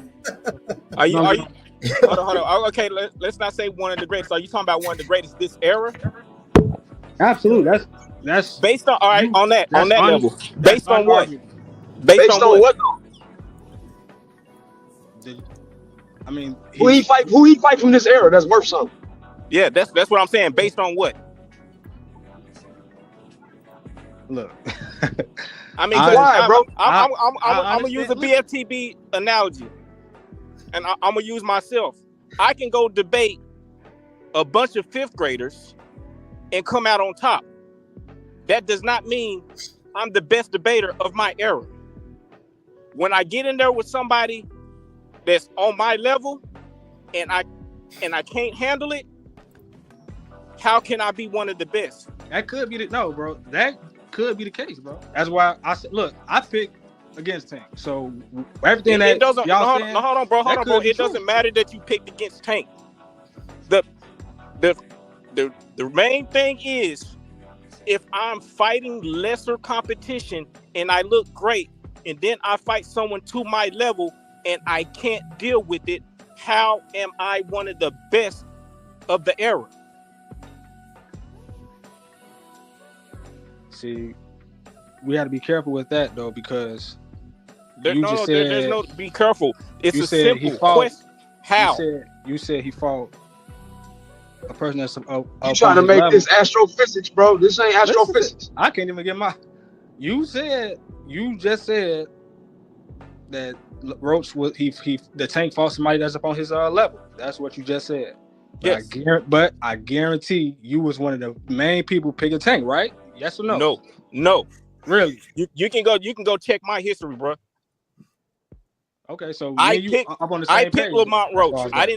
I picked Lamont Roach by I didn't pick him by like knockout or anything. I picked him by decision. Okay, so that means me and Only you time, up on the same page. Only time I ever went for Tank is when he fought Ryan. That's facts. You can check my resume. I picked I had Garcia up on that one. I had Ryan before that up until he started capping with the whole Pacquiao thing. Then I picked against him. Cause no, if you gotta lie, I don't That's just me, but I think Ryan is a bad man, man. That's just me personally. I think Ryan is a bad man when he's using PEDs, my guy. Yeah, when he on those sensu beans, they said my homie Cash LeBron James used PEDs. No, I'm not with the. Hold on. I can't let you do that. Hold on. No, bro. I cannot. I know what that. You said they say LeBron does PEDs. When has he been caught? No. I said no. When has he been caught? You can say what you want to say. People can say what they want to say. When has he been caught? Man, forget what people say. When has LeBron been caught? You're not listening to me, bro. I said, does Braun have it don't matter. Does Braun have a negative PED test? Yes or no? I mean, a positive. I said, people say he takes PEDs, bro. I know that people say that, but people can say what they want. When has he been caught? You making my point, bro. People can say what they want. People hate Ryan, bro. They hate Ryan. Wait, stop. Because people hate Ryan because he's a racist and he's a cheat. Here we go. It's always this or it's always. Why can't we just give a fighter credit? Stop, Major. Stop, bro. You bugging. Stop. Major. Did Ryan pop dirty? Yes or no? To be honest. No, brother. Don't I know to be honest. From this far, don't do this. Stop. Everyone stop. Yes or no? Did Ryan Garcia cheat? Yes or no? I can't answer that for you, bro. Because are you fucking kidding me? Listen, bro. Are you trolling us, bro? I can't get my point out, bro. What do you mean? What's your point? He popped dirty. He got caught by 2 different agencies. What are you talking about? Listen to me. When that news first broke out, guilty, bro. When that news first broke out, I'm not that in tune with that portion of it right there, but just hear me out. Oh, stop! Oh, you gotta stop. No, you gotta stop. Ain't no hearing out, bro. You gotta stop. I'm finna look it up right now. No. Stay right here. Because this is the problem. You're taking a stance and you're not getting all the information. This information's been out for over a year already. The man has been caught. VADA caught him. New York State Athletic Commission caught him. How do you not know this? And you still talking about I can't unsee a left hook? You one of those dudes? He said it was because of something that he ate, right? Is that what he said? And everybody he blamed, hold on. Did you just not hear me say that he pled guilty? Hold on, bro. He pled guilty, dude. What are you talking about? Listen to me. No, you listen. There's no listening, bro. This is what I'm talking about. This is why boxing is in the state it's in, and this is why we as black people are not on code. Y'all trying to make it no. Y'all not trying to make anything. No, don't put you don't even have your own facts. You don't even have any factual statements. You in here acting like a raccoon. So I can't even get off. That is ridiculous. Because you acting like a raccoon, bro. I can't even get off. Listen to me. Brother, how do you not know that? Listen to me. Ryan Garcia, right? So are you going to sit here with so I'm asking you, this is what I want to know from you, bro. All right. You think that Ryan Garcia put elements, regardless of how it happened, you think he put elements up in his body that increase his speed? Yes! That's what you think? Yes! I disagree with that. Proven! I disagree with that. You can hold on. I don't think he did. We know. You can disagree. No. Hold on. With that all you want. We know he did. Up in the UFC. We know he did. We don't think he did nothing. We don't know he did. We know he did. Up in the UFC. Yeah, go on! They will suspend you. That's if you eat a damn rabbit, a damn something that's like rabbit, like that. Right? That can come up in your bloodstream. Which is taking an illegal substance, right? Yeah, man, come on! Look, it's all types of different not just one thing. You can go overseas right now. You can look up anything. I'm saying, bro. Wow. You can look up anything. So Ryan Garcia didn't have an option. Ryan Garcia didn't have an option on his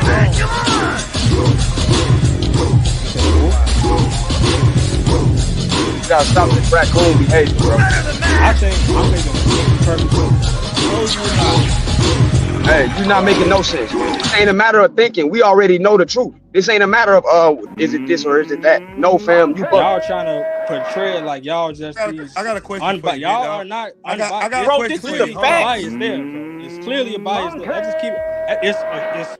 It's human nature. My guy. It's human nature to have bias. Trust me. Not cheap. The one that's going against fact. Ryan Garcia Because is you don't currently know. banned right now. I said, huh? Yes, he's currently banned right now. Did he have an illegal substance in his system? Yes, he did. He failed not only the VADA test, he failed the New York State Athletic Commission's test.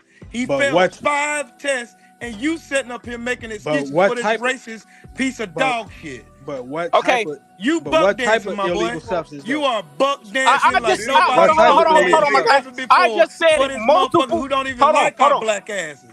Hold on. What the fuck is wrong with you, bro? No, hold on. Ain't no Everybody, hold on. You buck dancing for a dude who said he hates No. This is the expert. This ain't major. Y'all Hold get- on. Wrong person, Will. It's not him, Will. I'm talking about boxing, man. I ain't talking about no race. No, this hold up. Y'all letting y'all bias get up in. I'm talking about boxing. Ain't no bias, my guy. There's no bias. Dog, you can't be this Hold on. delusional. Let me answer major real quick. Cause you said what substance? Do you know what Ostarine is, my guy? I don't. Inform me. You don't know what Ostarine is. Speaking about shit like you know, man. Don't Hold on. Let me. Cause I've been looking at Ostarine since 2016 when Povetkin got caught with it. Ostarine helps increase. You can keep your strength, and it adds strength, and you can lose weight without losing any strength. And if you microdose, you know what microdosing is, right? You know how that works, right? Right. When you microdose, it does not show up in your system until you start burning fat. Or if you use an illegal IV before the fight. Yeah. Which he was using. Which is what he did on the zone, on live TV. And you know how you can mask all of that? IV. No, not just IV, smoking weed, which he was doing. Which he and was also doing. Using the same nandrolone too. They cleared him. Hold on, they cleared him of, even though we know he was on nandrolone, they cleared him of nandrolone. But Ostarine, he for sure popped for. So when you're saying that we're showing bias, no, my guy, you're showing bias. This dude popped for nandrolone. Then he tried to say it was. Then he tried to say it was different companies that it could have been in. They came out and debunked all of that because he could have got their businesses shut down. I can ask you a question, bro. Go ahead, ask me.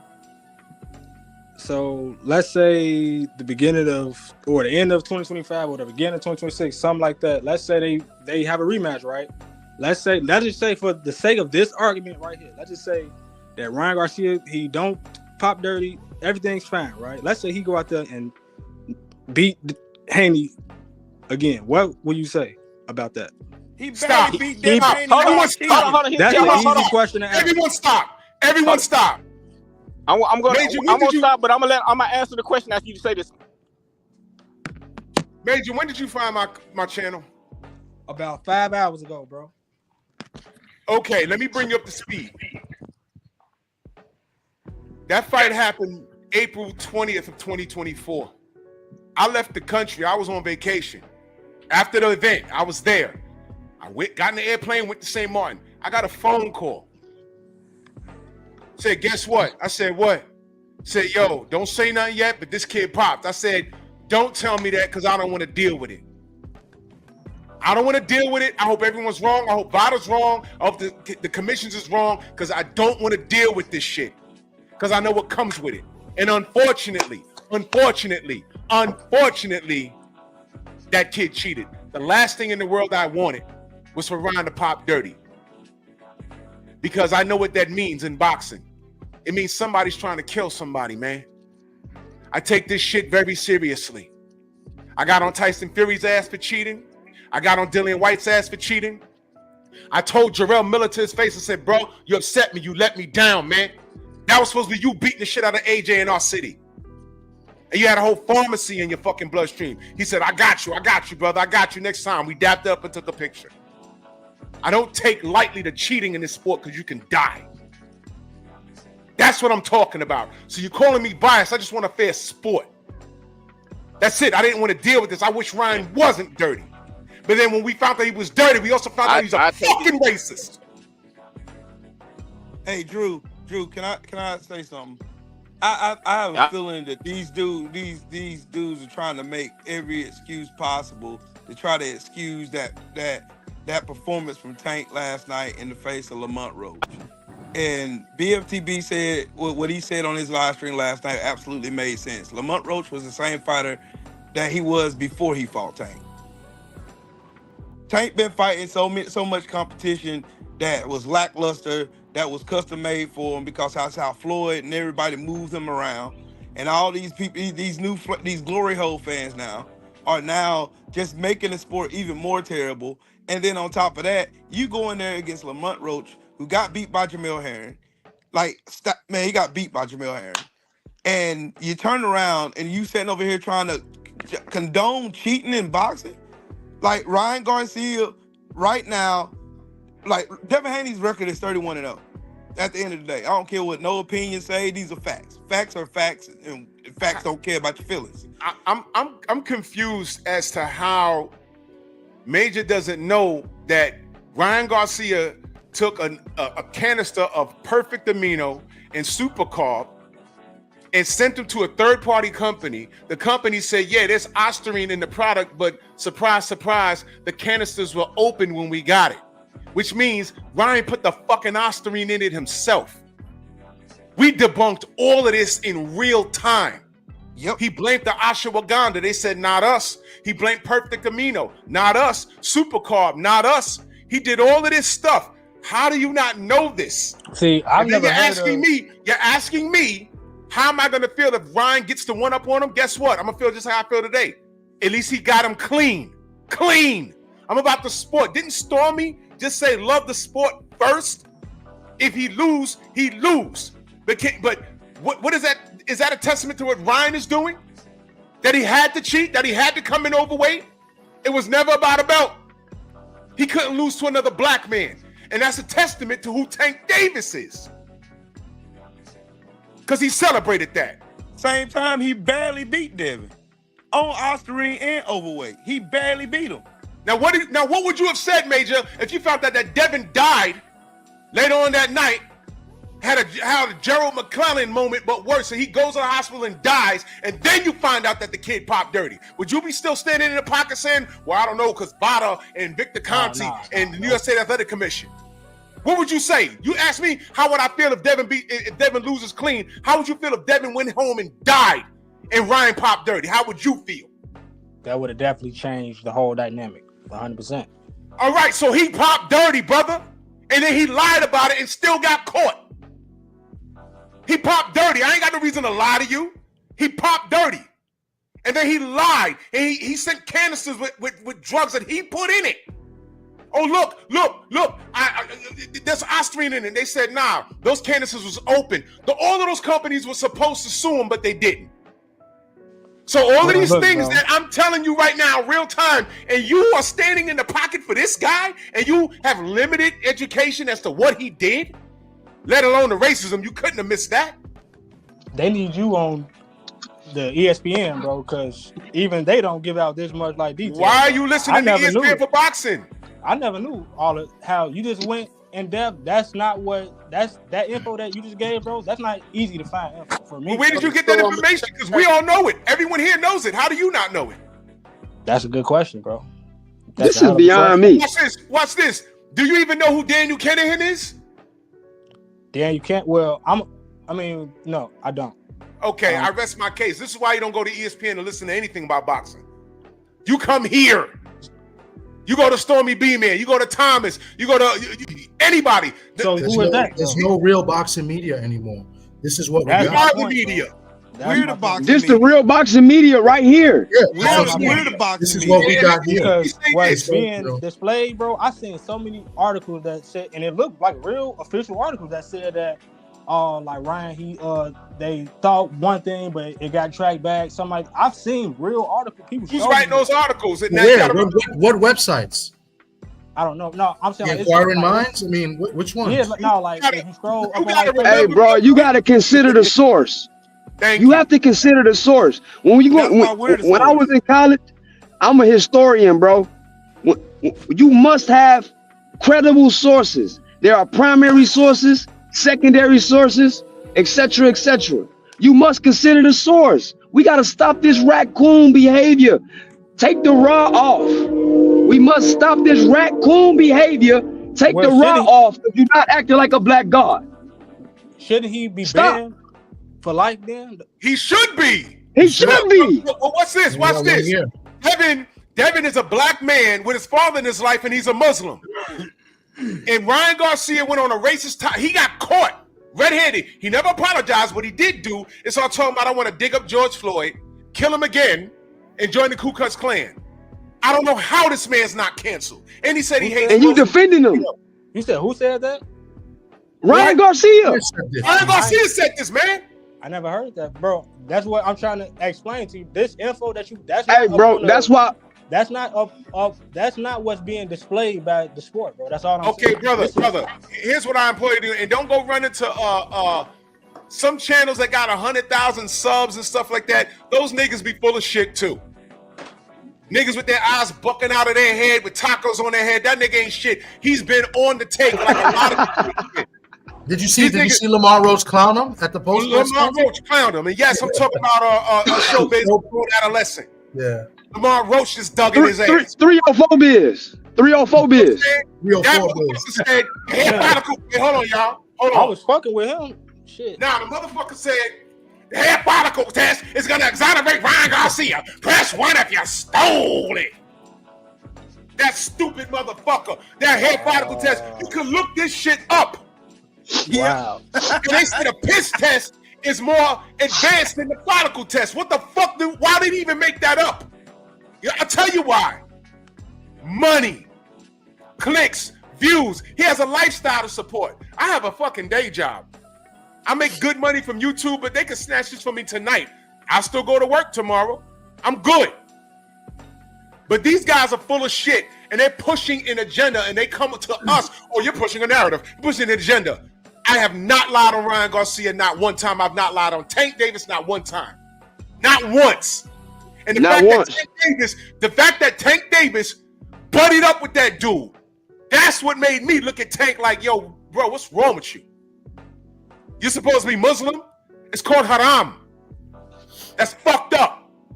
You partying with this dude that literally tried to kill your brother, asshole. Tank, Abdul Wahid. What happened to that guy? The block you bought in Baltimore, magically someone tried to burn it down, and now you sold it. Press 1 if you sold it. I can fucking asshole. I can ask you a question, bro. So when Ryan popped dirty, right? Was this before the fight, or was this after the fight? He popped after the fight. Before and after the fight. Both. He filled an A and B sample. Both. You He said filled his both. A and B sample. How was he He allowed failed to 5 fight? tests, brother. Because it's racist, fam. It's racism, Hello? boy. No, It's but called look, racism. It's called imperialism. It's called colonialism. It's called your ass is black. I'm not arguing against that. I was just asking if he popped dirty. I mean, up in any other sport, if you pop dirty, that's a no-go. Period. Point blank. And boxing is the wild, wild west, Major. That's what I'm telling you. It's the wild, wild west, and this is what we're telling you. There is a racial element to this shit because if Devin Haney was Devon Haney from Queens, New York, with a blue collar family, blonde hair, blue eyes, the world would have stopped for him.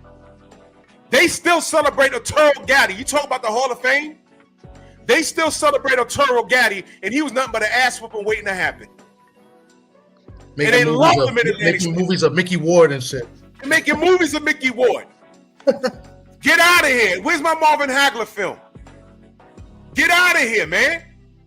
So when we talk, and this is what we talk about here, you see, nobody on ESPN can sit there. I don't care if it's Dan Raphael. I don't care if it's Teddy Atlas. They couldn't sit here and have a real conversation about boxing with us. They couldn't do it. Because we're going to get in the meat and potatoes when Teddy Atlas stood there in front of Bud Crawford next to Andre Ward, who was still active. And Bud just caught a knockout. He stood there and told those brothers to his face, I still think Lomachenko is #1 pound for pound. You mean that guy that lost the second pro fight? That guy? And you're talking to 2 black undefeated fighters? You told them that to their fucking face? Andre Ward ain't lost since he was 12. Mm-hmm. Yeah. And let them tell it. They told us that Lomachenko was the greatest thing since Muhammad Ali and Sugar Ray Leonard. They told us Gennady Golovkin was better than Marvin Hagler, completely undermined Bernard Hopkins' career. Wait, Drew, they said Lomachenko would beat Floyd at lightweight. They said he'd beat Pretty Boy Floyd at lightweight. They celebrated the Klitschko's. They celebrated Kovalev. All of those dudes killed HBO. And now ESPN boxing is gone. And people still look at ESPN for boxing news? No. They would never come here. None of these guys. Steve Kung Fu Kim, fat ass Dan Raphael, none of those dudes. They will never come here, but what they will do, they will assimilate and pick and choose who they want to throw a check at. Let me tell you something else, Major. Media has propositioned myself and my brothers to sell out fighters that we support. They absolutely did. And there was a number behind it. And I said, no, thank you. It's not worth it. First of all, I thought it was a troll. And then when I asked my other brothers, they said, no, that shit was real. There was numbers behind wanting us to sell out. Because there's power in what we do. Like you didn't know until we told you. You know bits and pieces. And all you heard from real media was everybody was jumping on Ryan. And the New York State Athletic Commission is on the take, and Victor Conti, and he's not really racist and all this other shit. No, you got to come here and get the real, because we got all the receipts. Salute to iRock in that super chat. He said, I don't know if anyone else noticed, but all the slick-ish, he said to Ryan, Rowley, and Martin about being drained, not eating breakfast, etc. Then lo and behold, Roach whipped his ass. Exactly. This dude's been living, he's been living on Easy Street. And now he ran into somebody else properly dehydrated and can see him. And now everyone's questioning his integrity. I've been doing that.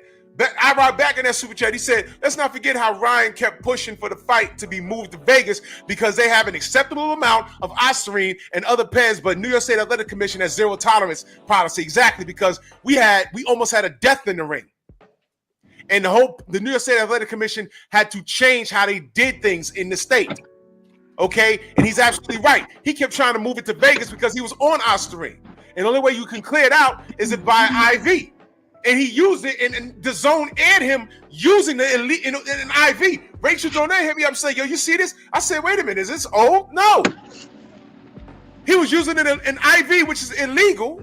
And he didn't want to make weight and all this other weird shit. I said, yo, he's cheating in our face. And you know why? People hate black excellence so much. They would rather see Devin lose, which is why when I close all the doors and show up, when I close all the doors and kill you with the truth, the only thing people have to say is, oh, well, if they fight when he's clean, what are you going to say? I'm going to say the same shit that I'm saying now. First of all, I really don't want Devin, I don't want no black fighter breaking bread with him, ever.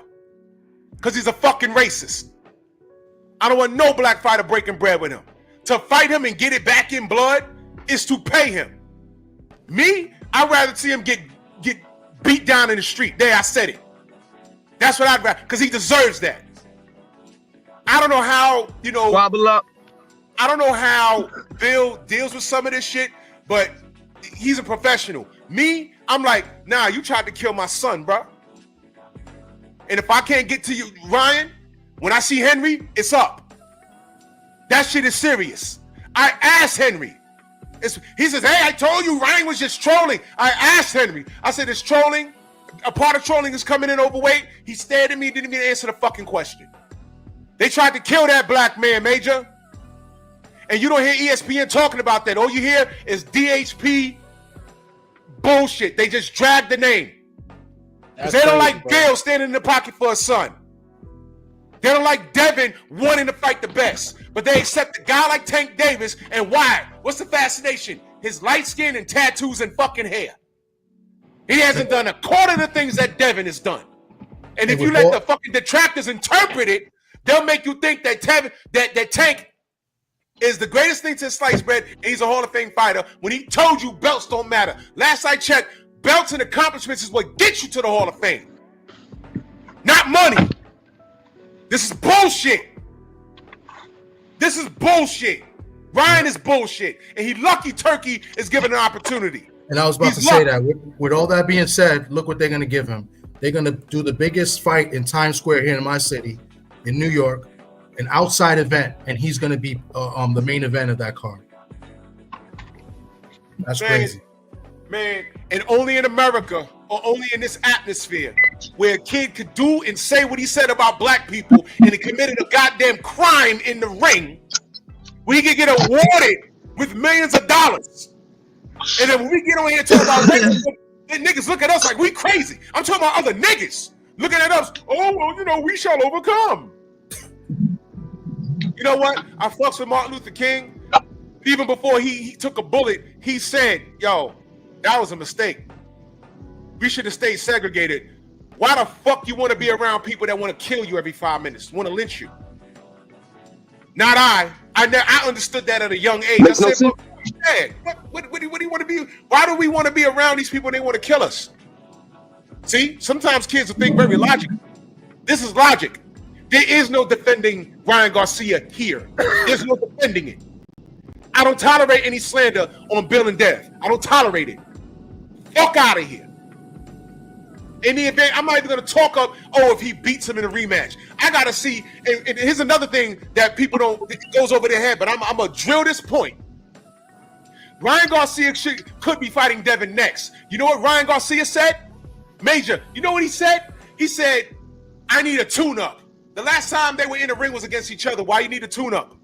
And then for the tune-up, you know what he said? He said, they were entertaining a Isak Cruz fight. Isak said, you can't beat me on drugs. You can't beat Devin on without the drugs in your system. Then he says, okay, that's dead. I'm fighting Rolly Romero. Major, do you know why that's a problem? Why? How are you tuning up to fight Devin by fighting Rolly Romero or entertaining Isak Cruz when neither one of those dudes fight alike? They don't fight like Devin. You want to know what that is? He wants to see how his body reacts off the drugs. ESPN ain't gonna tell you that, brother. They want to keep you stupid. You going deep, bro, but it make 100% sense. I ain't got no reason to lie to you, and that's why we here. And that's why real media, because they got the power of millions of dollars behind them on ESPN, they'll shit on us. But we know the truth. Because you know what? Steve Kung Fu Kim will never come over here and talk to me. Dan Raphael, when I tried to get a word in Vegas, that fat nigga accelerated. He looked like a wobble weeble, and he saw me coming. I said, I didn't know what I'm gonna say to him, but I want to talk to him for a second. I didn't know what I was gonna say, but he saw me. He accelerated. His security cut me off. He said, "Come on, bro." I said, "I wasn't gonna do nothing." I said, "Never mind, man. Whatever." And speaking of media, tell them that they deaded. Tank and his team deaded a lot of media that usually gets the credentials. Tank Davis made sure Marco didn't get in, Blue Blood didn't get in, and the Litnesses, a few other people that wasn't invited. Why? Because we get on here and we tell the truth. And truth is not hate. That's something that these kids, if we're not in alignment of what these kids think, all of a sudden we're hating. No, I'm gonna tell the truth. Devin Haney got a fight coming up. I want him to win, but this is a tough fight. It's a tough fight. I'm not gonna lie. I'm gonna tell the fucking truth.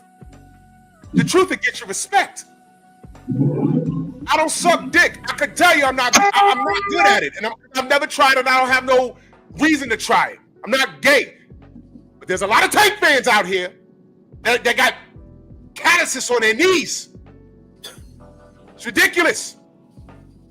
They look like giant guppies with their mouth. It's disgusting.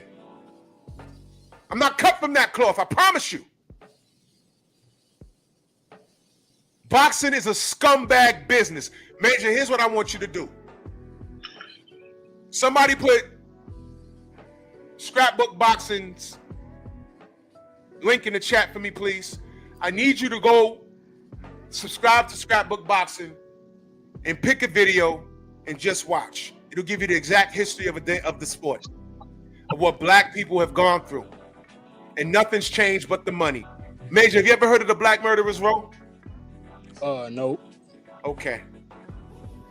Brother, I just need you to get educated. That's all.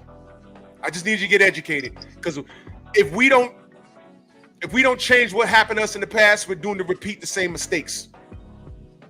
Black people in this sport has gone through too much. Not so much, but too much.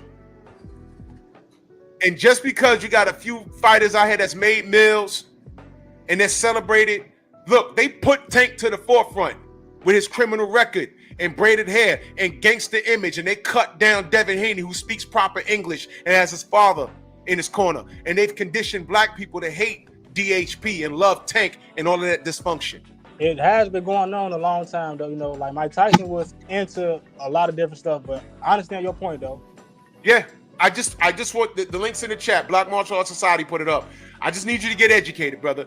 I admit that, you know, I kind of went off the hinges, but I get so angry when my people don't acknowledge what Devin has went through with that guy, and he's supported by the system right now.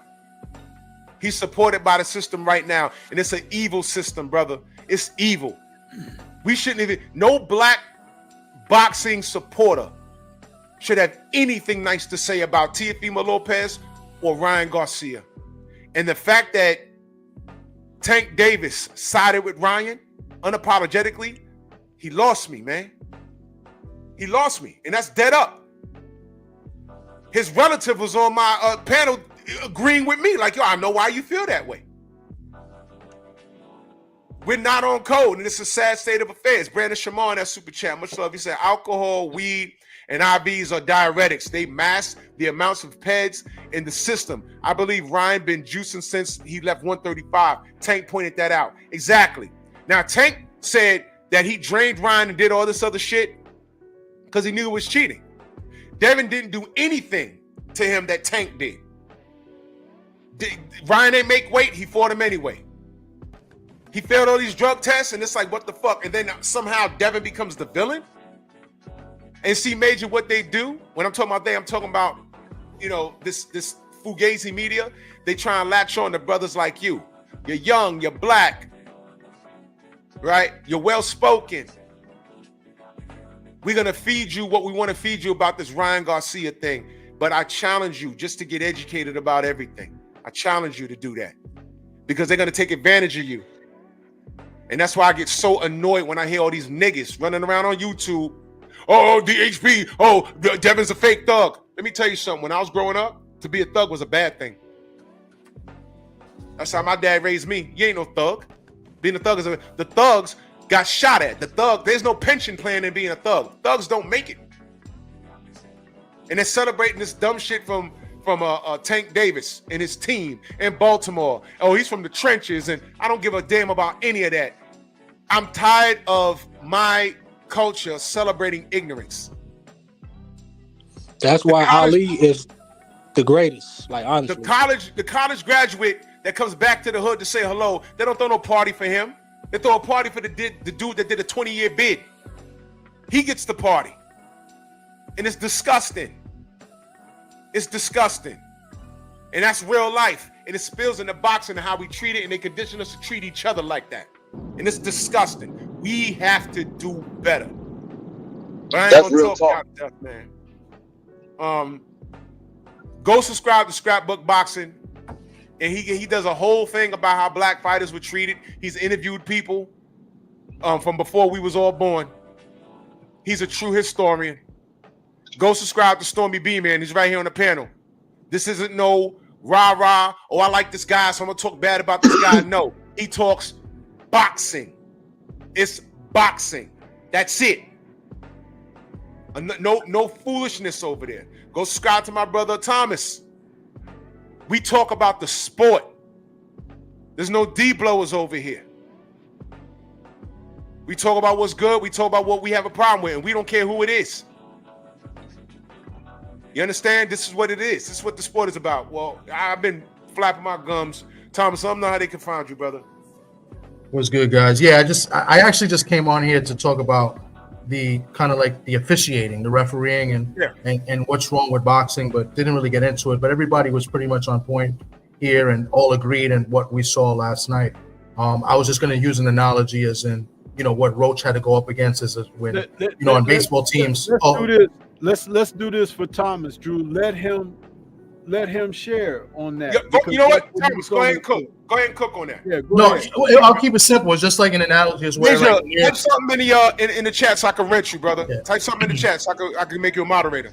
Yeah, and it's going to be real quick. It's like an analogy. It's like in baseball where when you're arguing with the umpire and then you're telling your kids like, go. I used to coach baseball, so I used to coach Little League, and he's like, you're playing against two teams because you're playing against the other team and you're playing against the umpire.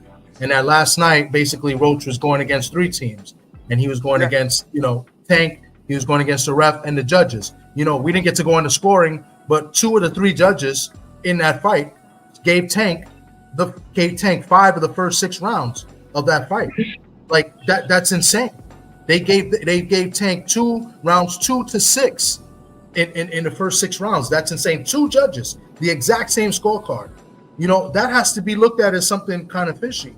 Because there's no way he won 5 rounds of the first 6. At least that's not what I saw. You know what that sounds like? That sounds like the Canelo scoring against Bivol. Yes. Remember? Yes. It's the same thing. And then they looked around and said, wow, this kid is really winning the fight, meaning Bivol. And they took a while to get those scorecards turned in because they had to change some stuff. Yeah.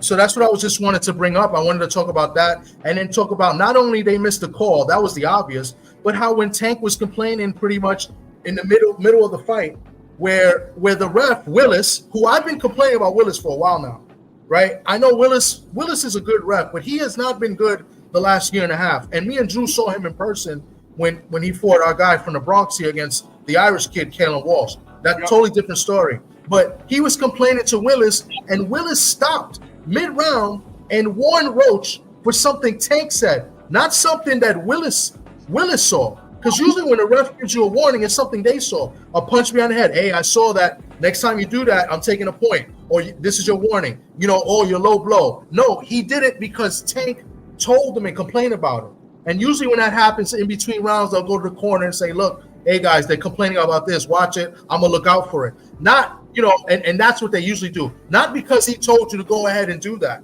So that's what I want to bring up. Like the whole card, the whole match, the whole fight was kind of suspect in that matter where it was bad officiating. The replay didn't happen. There was supposed to be a replay to confirm the knockdown. They didn't rule it a knockdown, and it was just a mess. That's pretty much what I wanted to go in and kind of speak about it. And the mannerisms of Tank going in. You never seen Tank go in and pound up his opponent at the end of every round. That was another thing that I found a little fishy in the fight too. You never see, he's hitting him in the stomach and saying like being nice. Never seen that. So that's pretty much why I came on to talk about and just throw out there real quick. And that's great because you see, now I'm going to say why I was asking Drew to let you speak your piece on that. You see, I did my post-fight shows on Saturday for both events, the Crocker versus Donovan fight. I called that fight on my channel, so that live is up. But it's interesting that we had the scenarios play out with the Davis and Roach fight because it was a total opposite of what happened with Donovan and Crocker. Because if you go and watch my post-fight show, I talked about that, how the ref finally did something positive and got it right. As I spoke earlier in this show, Donovan was winning the fight, but he was fouling through the whole process to the degree that the ref had to take a point. And then he continued to foul immediately after the point was deducted. he headbutted 5 or 6 more times in the same round, causing cuts on Crocker's face, an elbow to Crocker's face. That the cameras, the replays, they showed it in between rounds. He literally threw the elbow like this, and that opened the cut worse. Then in the 8th round, the ref deducts a point a second time, meaning like the first deduction plus all the fouls that's happening in between, plus the elbow, which he was warned about, deducts a second time a point. Then Crocker gets dropped, gets up, getting ready to finish out the round. The bell rings to end the round. Then Donovan slugs him with a shot way after the bell and basically knocks him out. The ref called time, sent everybody to neutral corners, made sure that Crocker was okay, and immediately disqualified Donovan, who was the favor, who was the popular guy. He was the name on the card, even though he was challenging the other guy. All of this, and that's Ed Hearn's guy too. No, that referee, Marcus McDonald, he disqualified him. I had to take my hat off to that because it's like, it's rare that you see it done the proper way. And boy, Donovan and his people, Andy Lee is his trainer. Now, you know, Andy Lee has attachments to the Furies. He has attachments to the Front Gym and everything. And he's talking, oh, the ref took my guy's future and all of this. No, your guy was cheating and fouling through the whole process, had points deducted, and still got himself disqualified. Right. Nobody took his future but himself. He couldn't stop himself. So it's like, you know what? The right thing happened. And I loved it because, again, I tell people, this is why you watch the sport. Now, there's a lot of people that didn't watch that fight. But please go back and watch it. You will get a genuine education from what you're viewing. And then when you see Tank and Roach, you can look, you go from one fight to the other, and you can see, oh, the officiating is really bad here. You see what I'm saying? It's bad. But what's worse is when we have the opportunity, we got platforms, we have voices. Some of us are huge channels, some are mid-range, and some are lower status channels like myself. But when we get on one accord and we talk about the sport like we're supposed to, that lights a fire under people and they become mindful of their actions. But if we're gonna be at odds and, oh, Tank is my guy and this guy is not, and this, all of that stuff, they love that because then they can get away with all of this stuff in between. That's right. So if it happens to Tank in the future, nobody's gonna give a damn. You know what I'm saying? Because he's been able to get away with certain things. Fury was able to get away with things. Ryan Garcia got the benefit of the people in public and everything, even though he's been a total scumbag through the entire process. That stuff shouldn't be allowed. We need integrity, man. Because these guys, believe it or not, they're putting their lives on the line for our entertainment. They are, man. The least that we can do is support them in a proper way, which we're looking at it for overall, not just the individual because he's from your hometown or he's married to your cousin or whatever, all of that stupid stuff. You know, it's like have a feeling for everybody overall, and the sport can move forward in the best of manners. 100%. So that's why I said I wanted to hear what you had to say, Thomas, about that, because it's very important. It's very important. My apologies for that too. It's very important. No, it's okay. Everybody was cooking, you know, and you know, we're talking about the fight, and everybody was on point as far as the fight. But I just wanted to point out those things that happened throughout the fight that, you know, the media are not going to mention. They're not going to talk about those things, you know, and they're only going to talk about the missed knockdown. But there were other things that he did wrong in that fight. And as well as the judges scoring, as well as the instant replay, like there was other things that could have happened to get a better result or the right result, and it didn't take place. You know, and that's what Roach was going up against. Absolutely. And I would like to ask everybody on the panel right here before we get out of here. When you look back on that fight, could you honestly say who you thought controlled and dictated the tempo of the fight in that fight between Roach and Tank Davis? Absolutely. Absolutely. Who dictated the tempo? Lamont Roach dictated the pace of that fight all night. Ring generalship all day long. All day long, Stormy. He Dude, was you know what? He was in the middle of the ring, standing in the pocket whole time. This man did not budge. He didn't do what Frank Martin did. Back up in the corner and allow opportunity for Tank to just wallop on him. This man literally stood in the pocket. He was rolling shots. He was taking control of the fight. He had Tank running and holding all night. He had him on his back foot. Then the man even took a knee in the 9th round. So and they were giving Tank points for moving away, not throwing punches. Facts. Okay. And doing nothing but playing to the crowd and looking outside the ring and stuff. They're giving him points for nothing. When like this Tyson guy Fury is waving his hands, Stormy. Like Tyson Fury waving his hand at the end of the round, he didn't throw no punches. Let me add to that. This is similar, and this should be Tank's nigga wake-up call right here. Because the courtesy that he didn't get as a champion, quote unquote, it's not what they did for Tyson Fury when he fought Deontay in the first fight. He did all that flailing to the crowd, and we're like, that don't win the fucking round. Now, D was walking forward trying to hit him, and true, between the three of them, first maybe 3 or 4 rounds, they weren't like throwing a lot of punches, but when it's like that, I look at the person who's trying to fight. Roach was walking forward, and Tank was on his bike.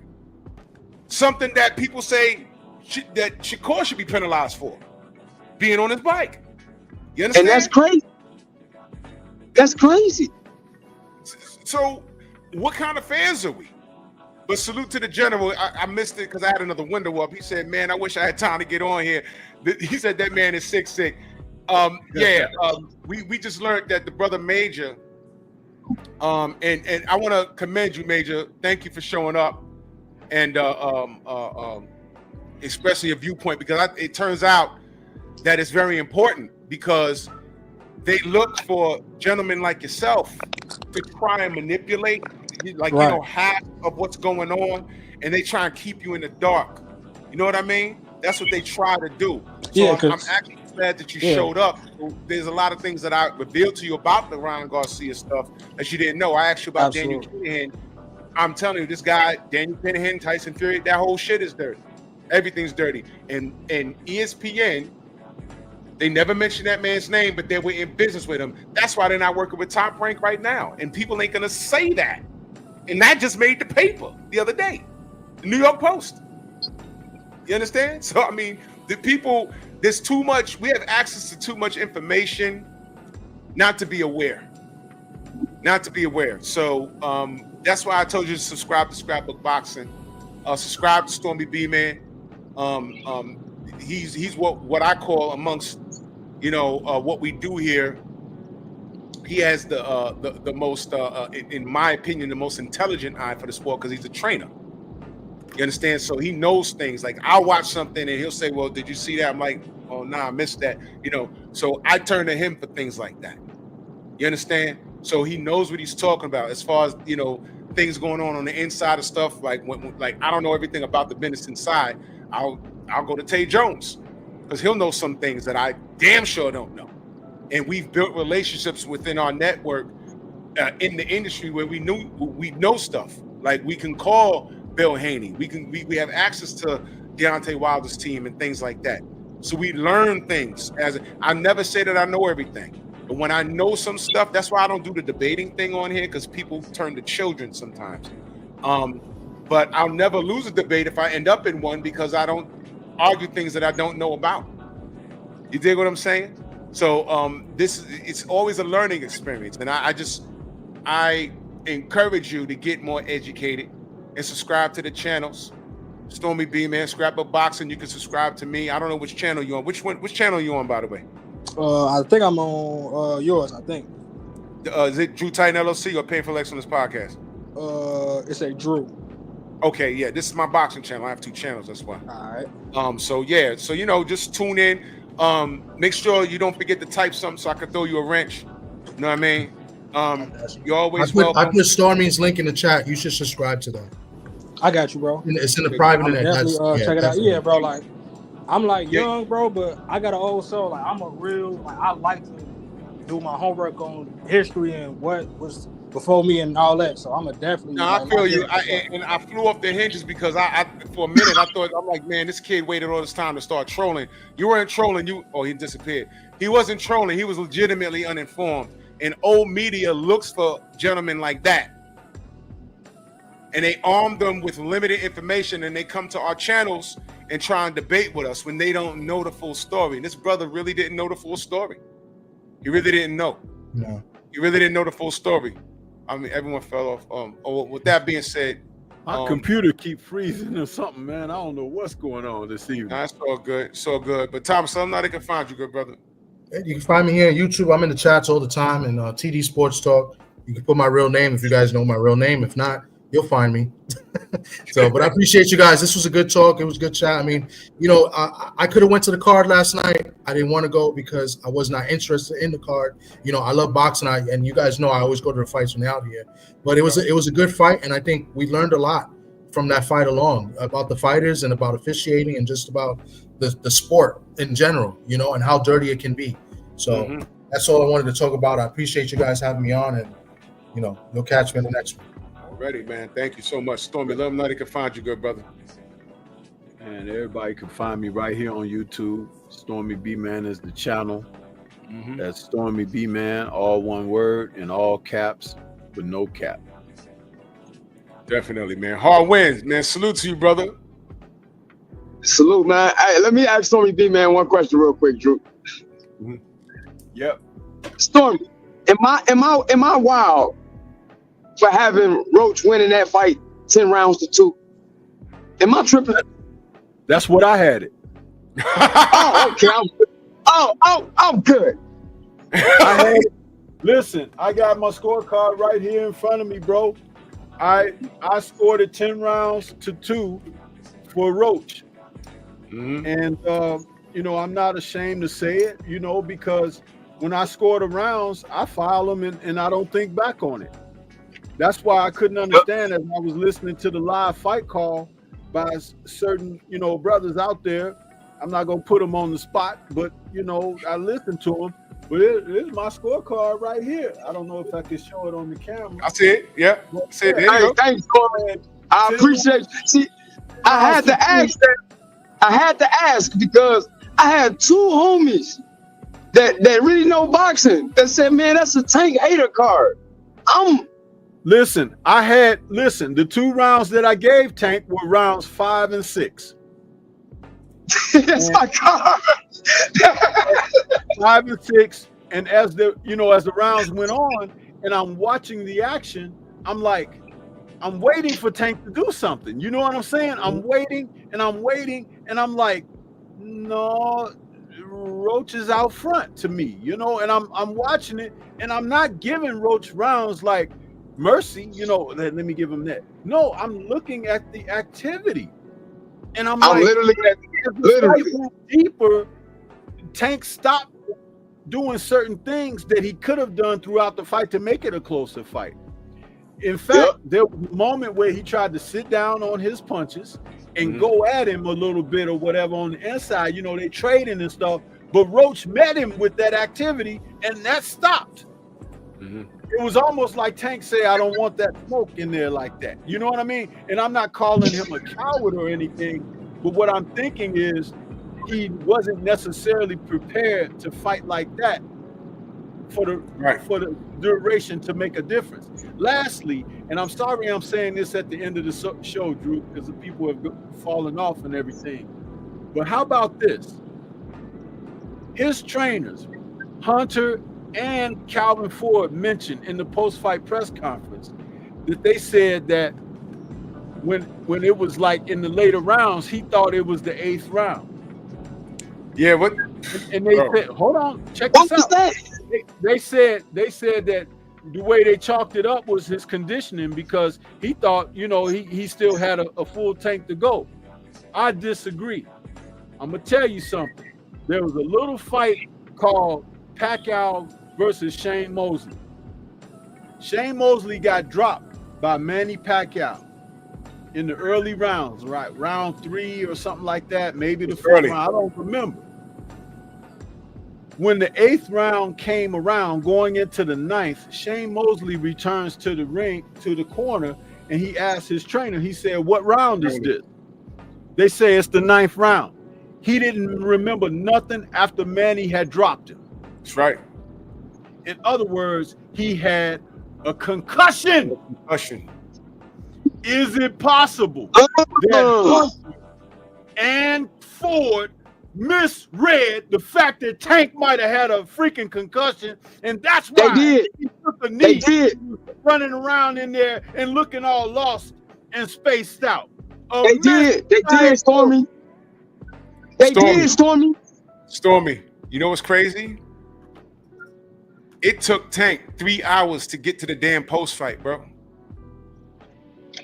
You see, when I say these things, I'm talking about boxing drawing from the experience of seeing fights. Do you see what I'm saying?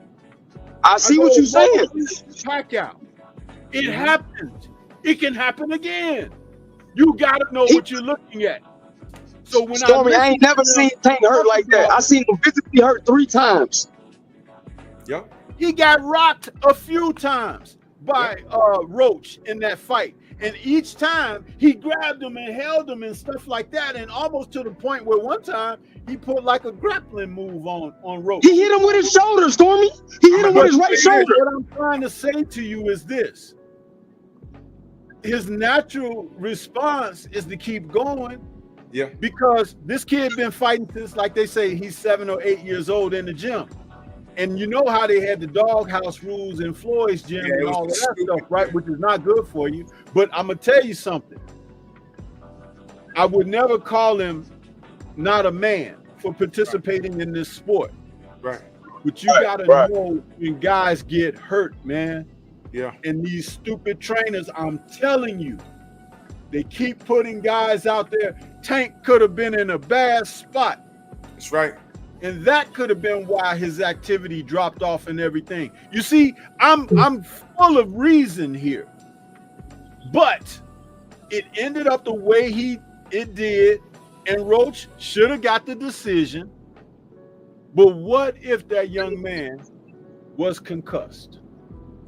That would have been that would have been tragic. And see, then we'd be having a different conversation. He took 3 hours to get to that post fight. I want y'all to understand something. I know somebody that has seen Tank have some heavy, hard body karate sponsors. You know that kid sparred with Brian Norman Jr.? Let that sink in for a second. Y'all know that dude can hit, right? You know Brian Norman Jr. takes heads off. He sparred with Brian Norman. Come on, man. And the way Tank talks right now, that's not him just being uneducated and shit like that. That's damage, y'all. I'm telling y'all that's damage. How he talks, everybody in Baltimore don't sound like that. We just saw the other guy in the undercard, Jared Hurd, and he looked like a shell of himself because of all the punishment that he's incurred in his career. And he said that he thought that if he couldn't beat a fighter like Gonzalez, he'll retire. Now, he'll probably come back and fight again, but he should have been able to beat that kid Gonzalez. That was a fight, a winnable fight that they selected for him, and he lost. He started losing as early as midway through the first freaking round. Yeah. And I'm looking at him, and I'm saying, this kid, I can call him a kid because I'm old enough to do so, but Hurd has incurred too much punishment, man. How he fought? Absolutely. Yo, listen, I got to get out of here. Your hard win, man. Salute to you, good brother. Much love and appreciation, man. Pleasure. Salute. Appreciate y'all. Thank you so much, man. And salute to everybody. Venmo, Zelle, Cash App, Super Chat. Y'all make sure y'all go subscribe to the Censor, man. It's all about the sport. And y'all notice there was no clowning of Gervonta or nothing like that. This is a real situation. And now I just want to see what he does next. But I'm going to tell you this much. If he's hurting here and he don't want to do it anymore, his team need to encourage him to hang it up. There's nothing wrong with hanging it up. Screw the Hall of Fame. You don't care about belts anyway. You got a ton of money and you have a family. Think about them if your mind's not in it before you get hurt for real by a real puncher. And we're having another conversation on another Sunday about something tragic that happens. And always remember, wherever he is right now, the damage is not going to show up until 3 to 5 years from now. That's right. That's right. Yeah, think about that. And all you Tank fans, support him when he starts declining mentally. I want to see if y'all around then, because I'm going to be there. I'm going to be there. Because I don't like to see any boxer, messed up like that. Where y'all going to be? On here arguing about the next, man, I ain't going to get into it, man. But salute to y'all, man. I'll see y'all in the AM. Yeah, man, everyone's cooking. The Queens are cooking. I think BFTV's on. Let's go support everybody. Pull up multiple windows and cook, damn it. It's about the sport. We love the sport that don't love us back. Salute to y'all, man. Bronx on deck. Move! Why are you gay? Who says I'm gay? You are gay.